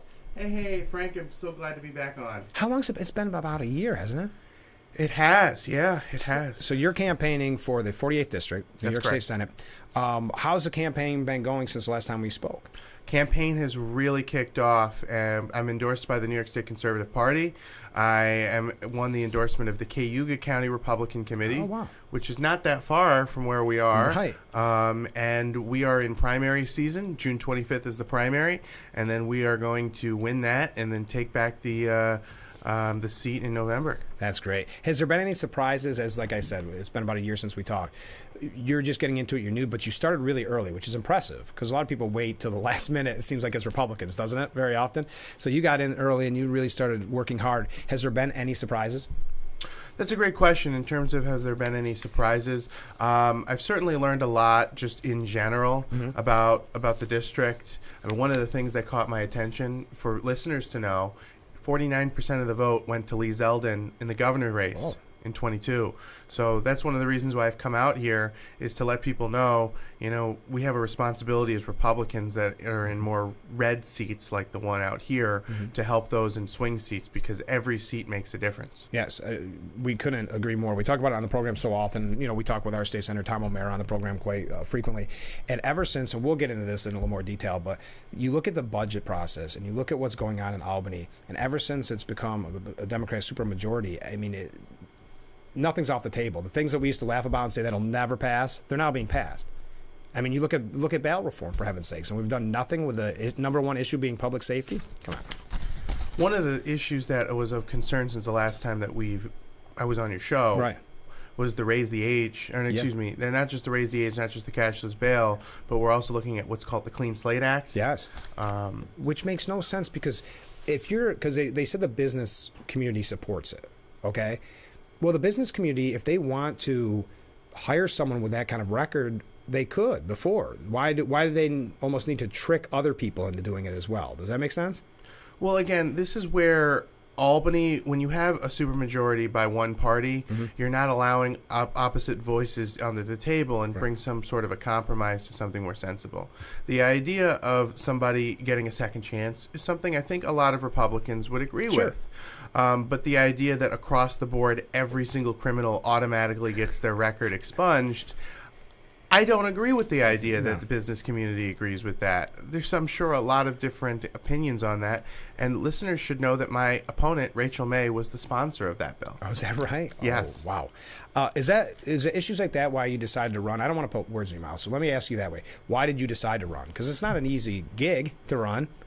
I decided to run because I'm tired of seeing New York go into a decline. This was once the land of the American dream where people came from all over legally.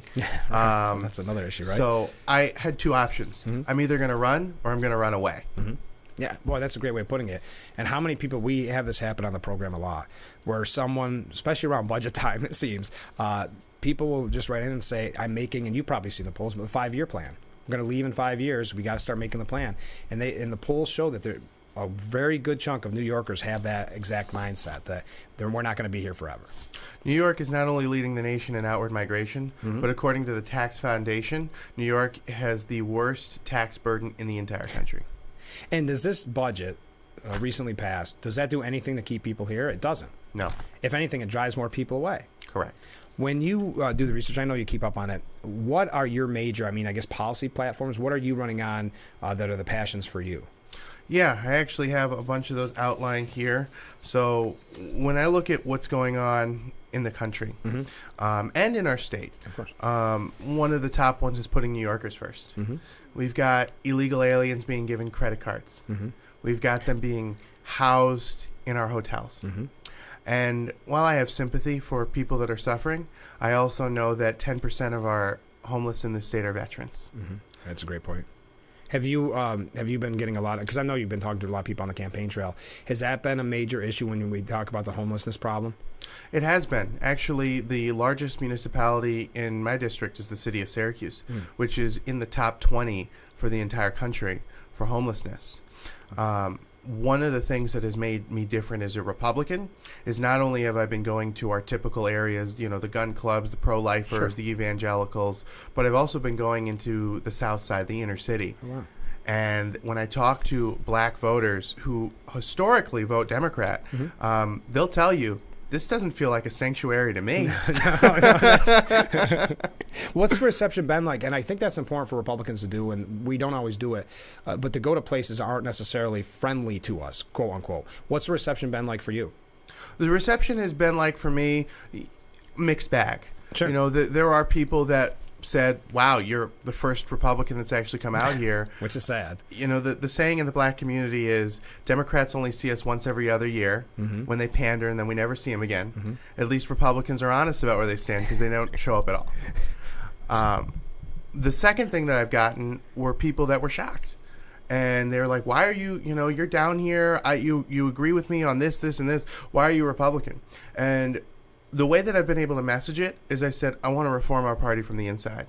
You know, we should be coming down here. We should be offering solutions for this community. We should be not allowing the crime to continue to, honestly, let's use the word, terrorize the neighborhood. Right. And when people hear that, they say, I never thought of it like that. You're the first Republican I've ever considered voting for. Isn't that interesting? Now, I received a comment from a viewer. I don't remember if last time we did this, but I think this is interesting. As a result of the wild Democrat decisions here, meaning in Albany, this could be the last best time in New York State history to change it to blue to red. You think right now is our chance? I think we have a really good chance. If you look at the 2022 election and the difference between that and 2018 for governor, we saw a plus 19 Democrat governor race go to a plus 4. You look at the fact that it was New York State that won Republicans the House of the Representatives, and that's including the fact that all the Republicans have moved to Florida. Right. It's the independents and the moderate Democrats. I will tell you this. I have met a lot of Democrats in more rural towns and even in the cities who say they don't align with the AOCs, the Ilhan Omars, the Kathy Hochul's. They're a Kennedy-style Democrat. Sure. They align more with you and I and its audience than they do with the modern left. And don't you think that could be, this is more at the national level, but when you see this chaos on college campuses and, you know, you have Democrats like you're talking about that maybe we're a Kennedy Democrat that don't align with what's being done there, doesn't that maybe shift and maybe open some eyes for these Democrats to say, let's give the Republican a chance? I was just at Syracuse University the other day and I saw the 50 tents, and the first question that I had is, who's paying for them? I know. And everybody says in the same tense. Everybody's so good at pinpointing that. But yeah, who is paying for it? And they're a lot of times being torn down and then right back up. I don't know about you, but when I went to college, I didn't have a tent in my dorm room to just go out camping in the afternoon. A lot of the people there also, we have facts to prove, are not college students. Right. They're agent provocateurs. They're professional activists. And the ones who are college students, I saw a video that went viral on Twitter of someone at Columbia. Yeah. They were asked, you know, what exactly are you trying to do to stop Columbia University? And the student said, why are we here? Yeah, isn't that pathetic? And I guess I should be better educated on this, they said. Well, think about that future. I don't want to get on this because I talk about it all the time, but think about that future when you go and hand your resume to a job that you want, and they see Columbia class of 2024, and you were on the side of the anti-Semitic protests. It's not going to be a good sign for your future. So the decisions you make today on college campuses will have a major impact in just a few months. It's not just the students. When I was a student at Ithaca College. Okay, so you know. Oh, I've seen it. It was so radical, that's actually what turned me conservative, oddly enough. Heather McDonald was saying at the time that the left-wing indoctrination on our college campuses are not just affecting the college, but all of these people are going to graduate, and they're going to take those ideas into the job force. That's why now we're seeing Anheuser-Busch and all these companies go woke, is because it's those indoctrinated students now taking over those companies. I couldn't agree more. We talked about this on the program. I used to talk about it when I was on radio.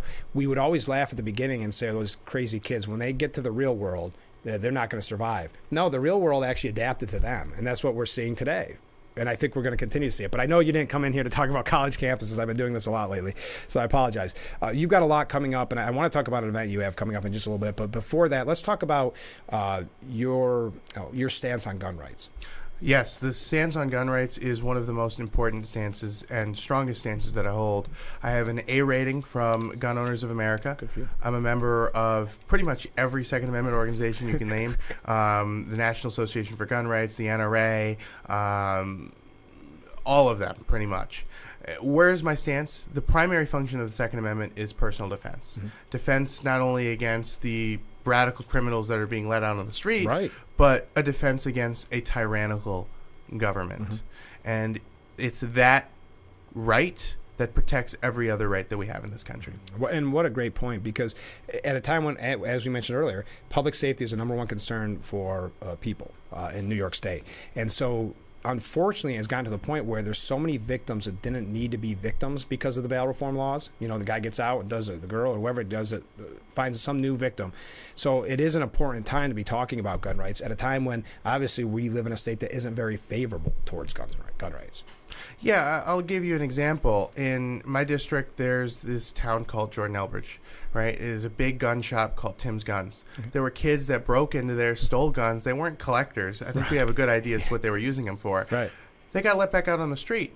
But yet if you or I want to go to that same gun shop, we got to pay $2.50 for ammunition background fee through the New York State Police, and we got to pay $9 per gun. These hoodlums, whether they're stealing them or they're getting them, whether the shady parts of Elmira, Binghamton, Albany, Utica, Syracuse, right, they're not paying that fee. No, they're not paying that fee. And also, think of the cost for your pistol permit if you want to go that direction. I mean, the cost and the time that it takes to consume.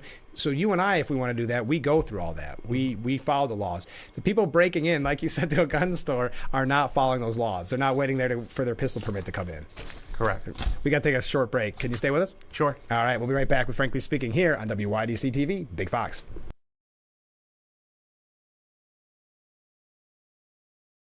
Isn't your wellness important? Don't you want more energy? Now's the best time to make every day better and relieve those achy muscles and pains than with the Hesselson's Hot Tub. Hesselson's has hot tubs in stock and available for immediate delivery with unbelievable savings. Hesselson's offers 0% interest-free financing for up to 5 full years. Hesselson's carries the only hot tub brand in the industry with the exclusive freshwater salt system that is eco-friendly and easy to use and only enhances your hot tubbing experience. Come in today and see why your next hot tub should be a Hesselson's hot tub. And remember, it's always fun to poke in the corners at Hesselson's. Oh, water tasting is better for the planet? That's great, sir. Can I take your order? Oh, number 3. At Culligan, we get that most people don't think about water like we do, and that's okay. You see, when we install our drinking water and softening systems, we're thinking about filtering contaminants and the minerals that make water hard. So you can just think about softer, cleaner, better tasting water. At Culligan, we think about your water, so you don't have to. Call today to schedule your free water test. Your wallet is always in danger. Criminals can hack your information without you even knowing. Introducing Slim Mint, an ultra-thin RFID blocking wallet that keeps your cards and cash protected. Slim Mint uses the latest RFID blocking technology to prevent thieves from stealing your info. It's ergonomically designed to optimize space and keep your belongings organized. With the auto-locking Slim Mint, your cards and money stay securely in place. It has a built-in cash clip and a flexible outer band to fit your additional cards and cash. Call or click now and get Slim Mint for just $29.99. Order in the next 5 minutes and you'll get an instant $10 discount. So it's only $19.99. But wait, due to rising costs, this may be your last chance to get Slim Mint at this low price. There's a strict limit of 3 Slim Mint wallets while supplies last. Don't wait, order now. Call 1-800-654-6604. Call or visit slimmintwallet.com. So call 1-800-654-6604. Order now.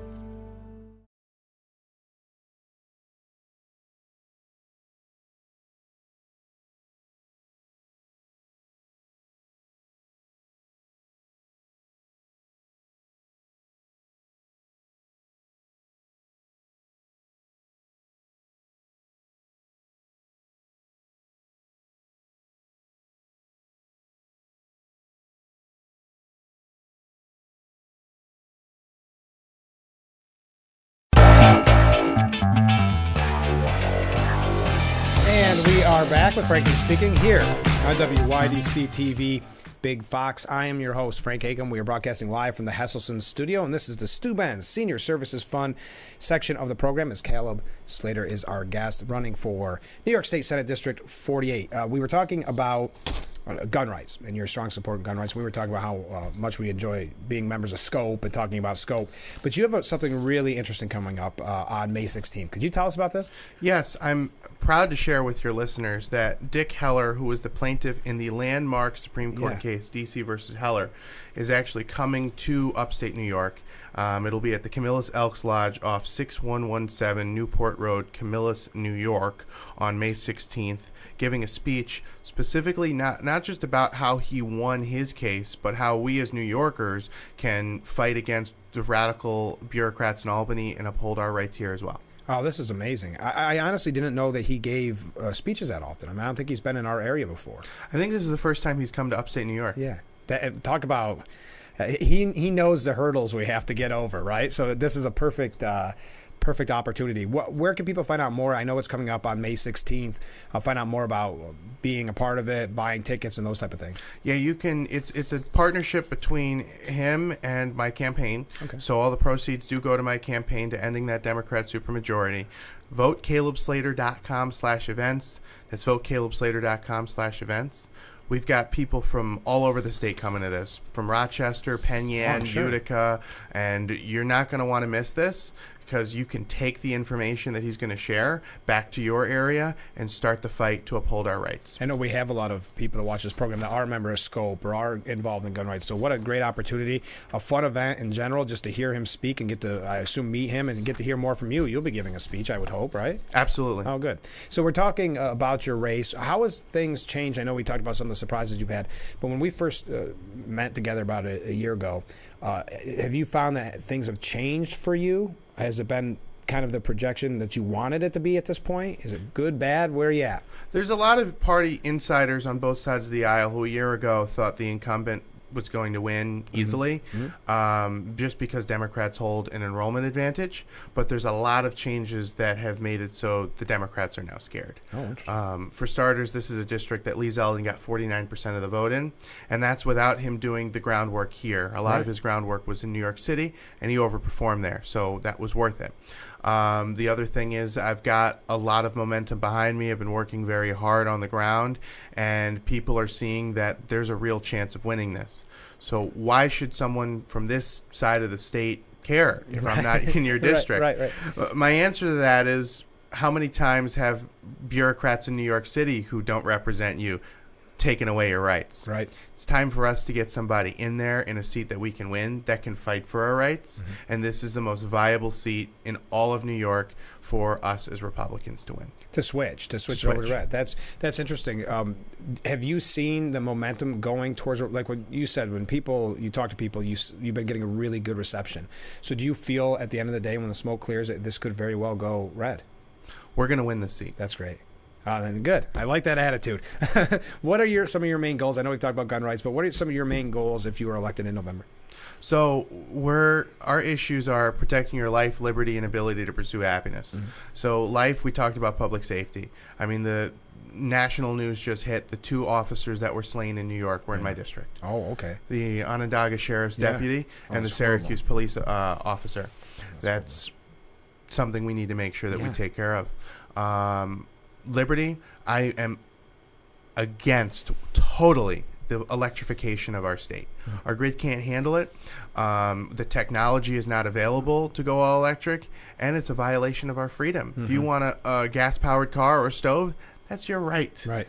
And then lastly, ability to pursue happiness. We talked a lot about that at the beginning. People aren't happy because the taxes and regulations are preventing them from being able to be all that they can be.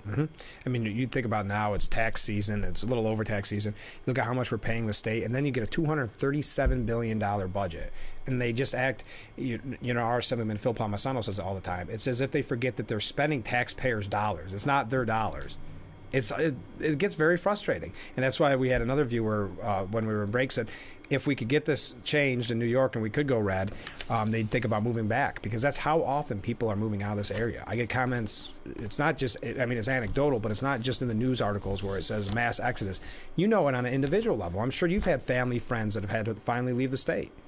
Well, that's one of the reasons why I said at the beginning, I'm either going to run or I'm going to run away. Right. One half of my family came here legally from the Dominican Republic July 4th, 1970. Most of them are now Florida residents. Is that right? So there you go. When you talk to the people on the ground, what have you heard is their biggest issues? Well, when it comes to independents or Democrats, you know, what they're saying is that they're just sick of the division. They want people to stop being children and actually get stuff done. Yeah. When it comes to Republicans, it's the border. And a lot of people will say, well, you're running for a state office. What can you really do about that? There's a lot you could do about that. The Democrats want to talk about electric buses. The only buses I want to talk about are sending the illegals back to where they came from. Right. That's a good point. The second thing is, we got to talk about the northern border. People forget that we're a bordering state. So what's changed since the last time that I've talked to you? I've talked to Border Patrol agents at what's called the Swanton sector of the northern border that covers New York, Vermont, and there's another state in there. They've seen over a 200% increase in border crossings. I'll share you one anecdotal story. Somebody crossed in Clinton County, a Venezuelan. Don't know how he got up to Canada, but he did. And he was arrested last December in Utica, New York for child pornography. Unbelievable. It's unbelievable. And like you said, it has been something that's been seriously overlooked. I will say our Congressman Nick Langworthy has been doing a very good job, because he's up from that general area, doing a great job of speaking out about the troubles at the northern border. It's very easy, like you said, to focus on the southern, but we can't take for granted that there's real major issues coming in from the north as well. But we got to take another short break. Stay with us. This is Frankly Speaking here on WYDC TV, Big Fox.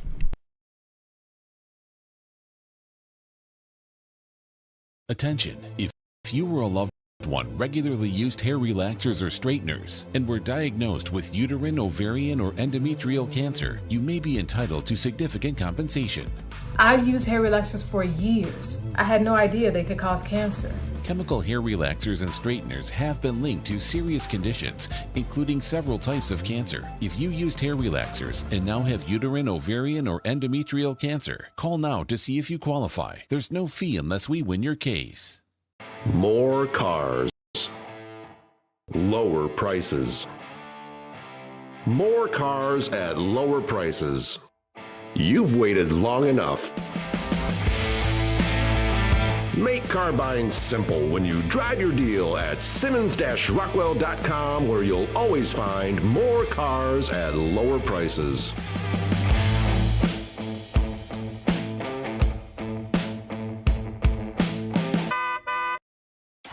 Saturday, your game is on Fox.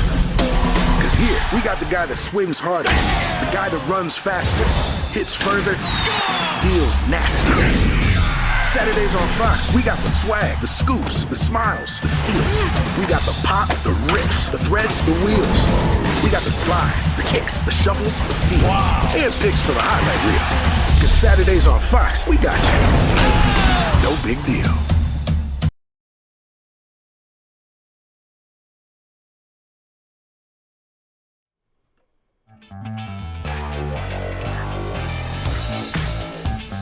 Welcome back to the Stu Ben Senior Services Fund section of our program, as we broadcast live from the Hesselson studio here on Market Street in Corning. Our guest this morning is Caleb Slater. He is candidate for New York State Senate District 48. Caleb, we don't have a ton of time left on the program, but I got a couple quick questions for you. First of all, where do you think your conservative values came from?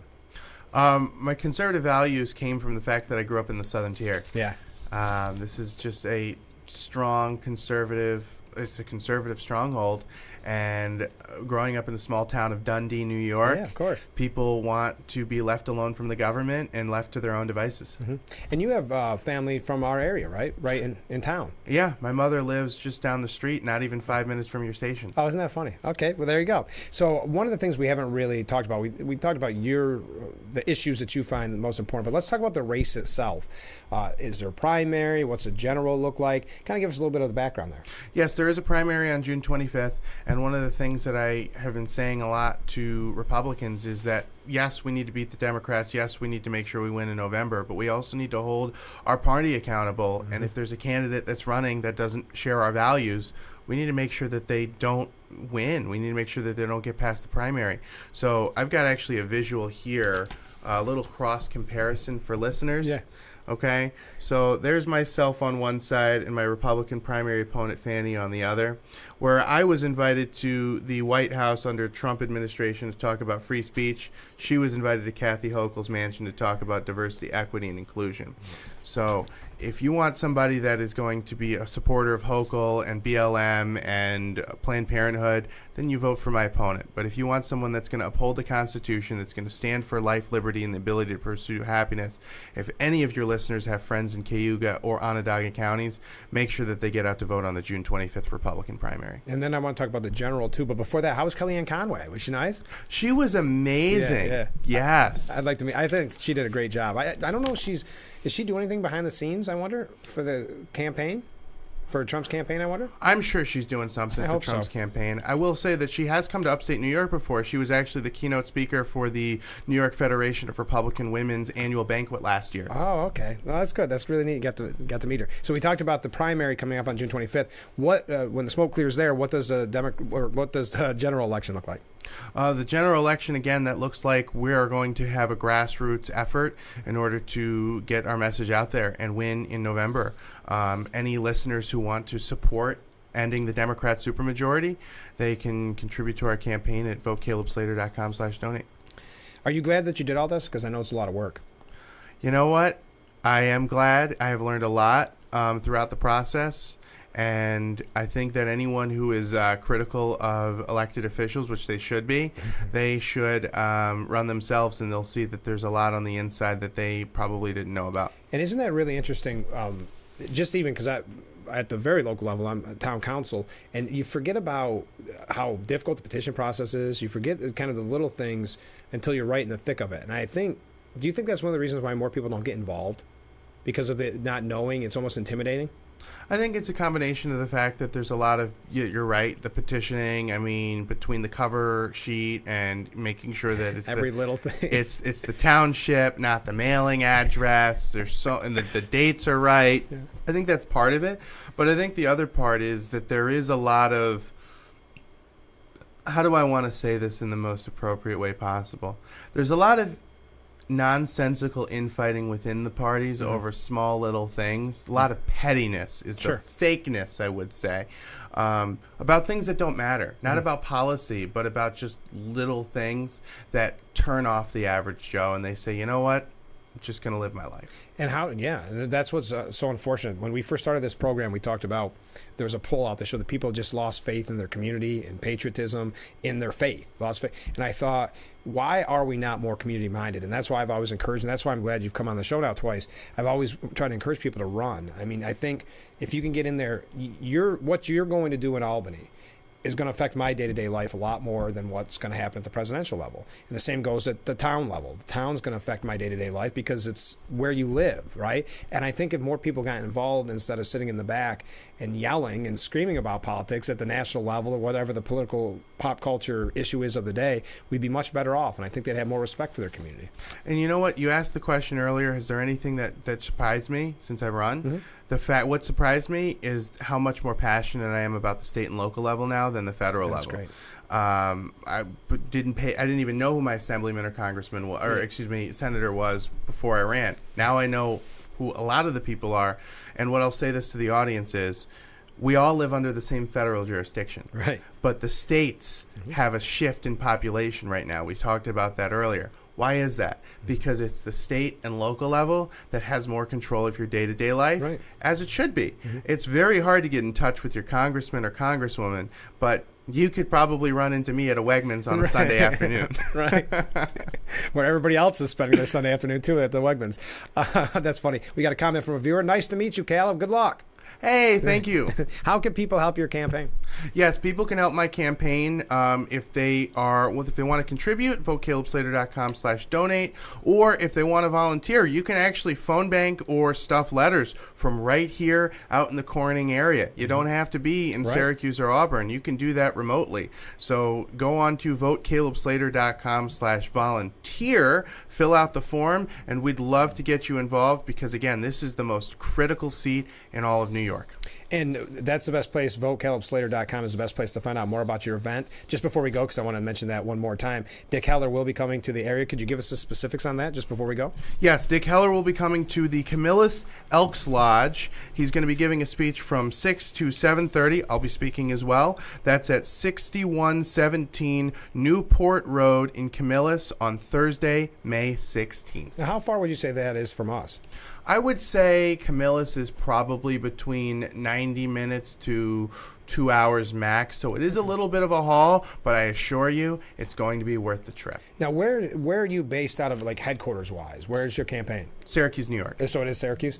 Boy, that's kind of interesting when you think about the dynamics of Syracuse, that's where you're at. How much of your district comprises Syracuse? You don't have all of Syracuse. No, Syracuse is all, well, actually, no, I do have all of Syracuse. Syracuse is the largest municipality within the Senate district, and it is the Democrat stronghold, but roughly 60% of the district is rural, small farm town communities. Oh, that's interesting. So you almost are dealing with a microcosm of New York State, meaning that you have the city, and will they get to decide what happens at the end of the day over the rural communities? So that's really interesting.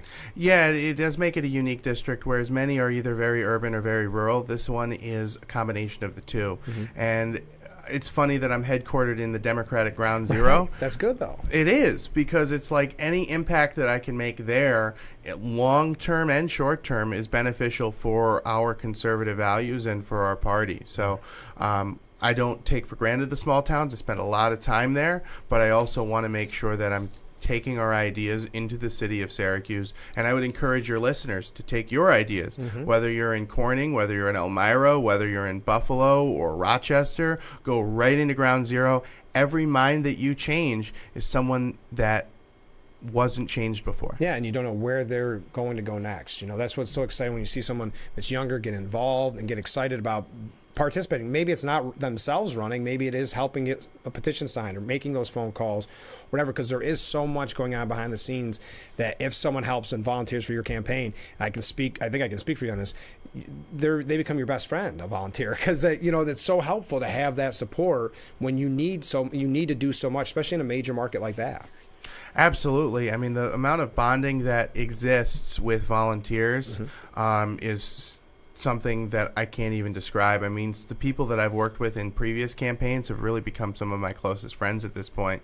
And we're actually going to be doing a volunteer breakfast coming up soon because I think those people often get forgotten in the conversations. We talk about the politicians, we talk about the laws, but we don't talk about the people who are in the trenches doing the work to get these representatives in office. Doing the difficult work. I mean, it's not always fun, we just have a minute here, but going back to the petition process, it's not always fun knocking on that door, going in blind, not knowing if that person's going to like you, dislike you, what they're going to have to say. But boy, talk about an important part of the campaign, because how much did you learn from talking to what would be your constituents on their front porch? That's when you get the best conversations. That's how I determine my platform. Yeah. Because people have such interesting, and it could be something you may not even have been aware of being a major issue. Again, it's kind of tough, especially when they have us get the petitions and then what time of year, but it is nice to talk with people and just get down to the nitty gritty and find out what exactly is affecting their day-to-day life. 100%. So just before we go, one last time, it's VoteCalebSlater.com. You can find out about the event coming up. You can make donations. You can volunteer.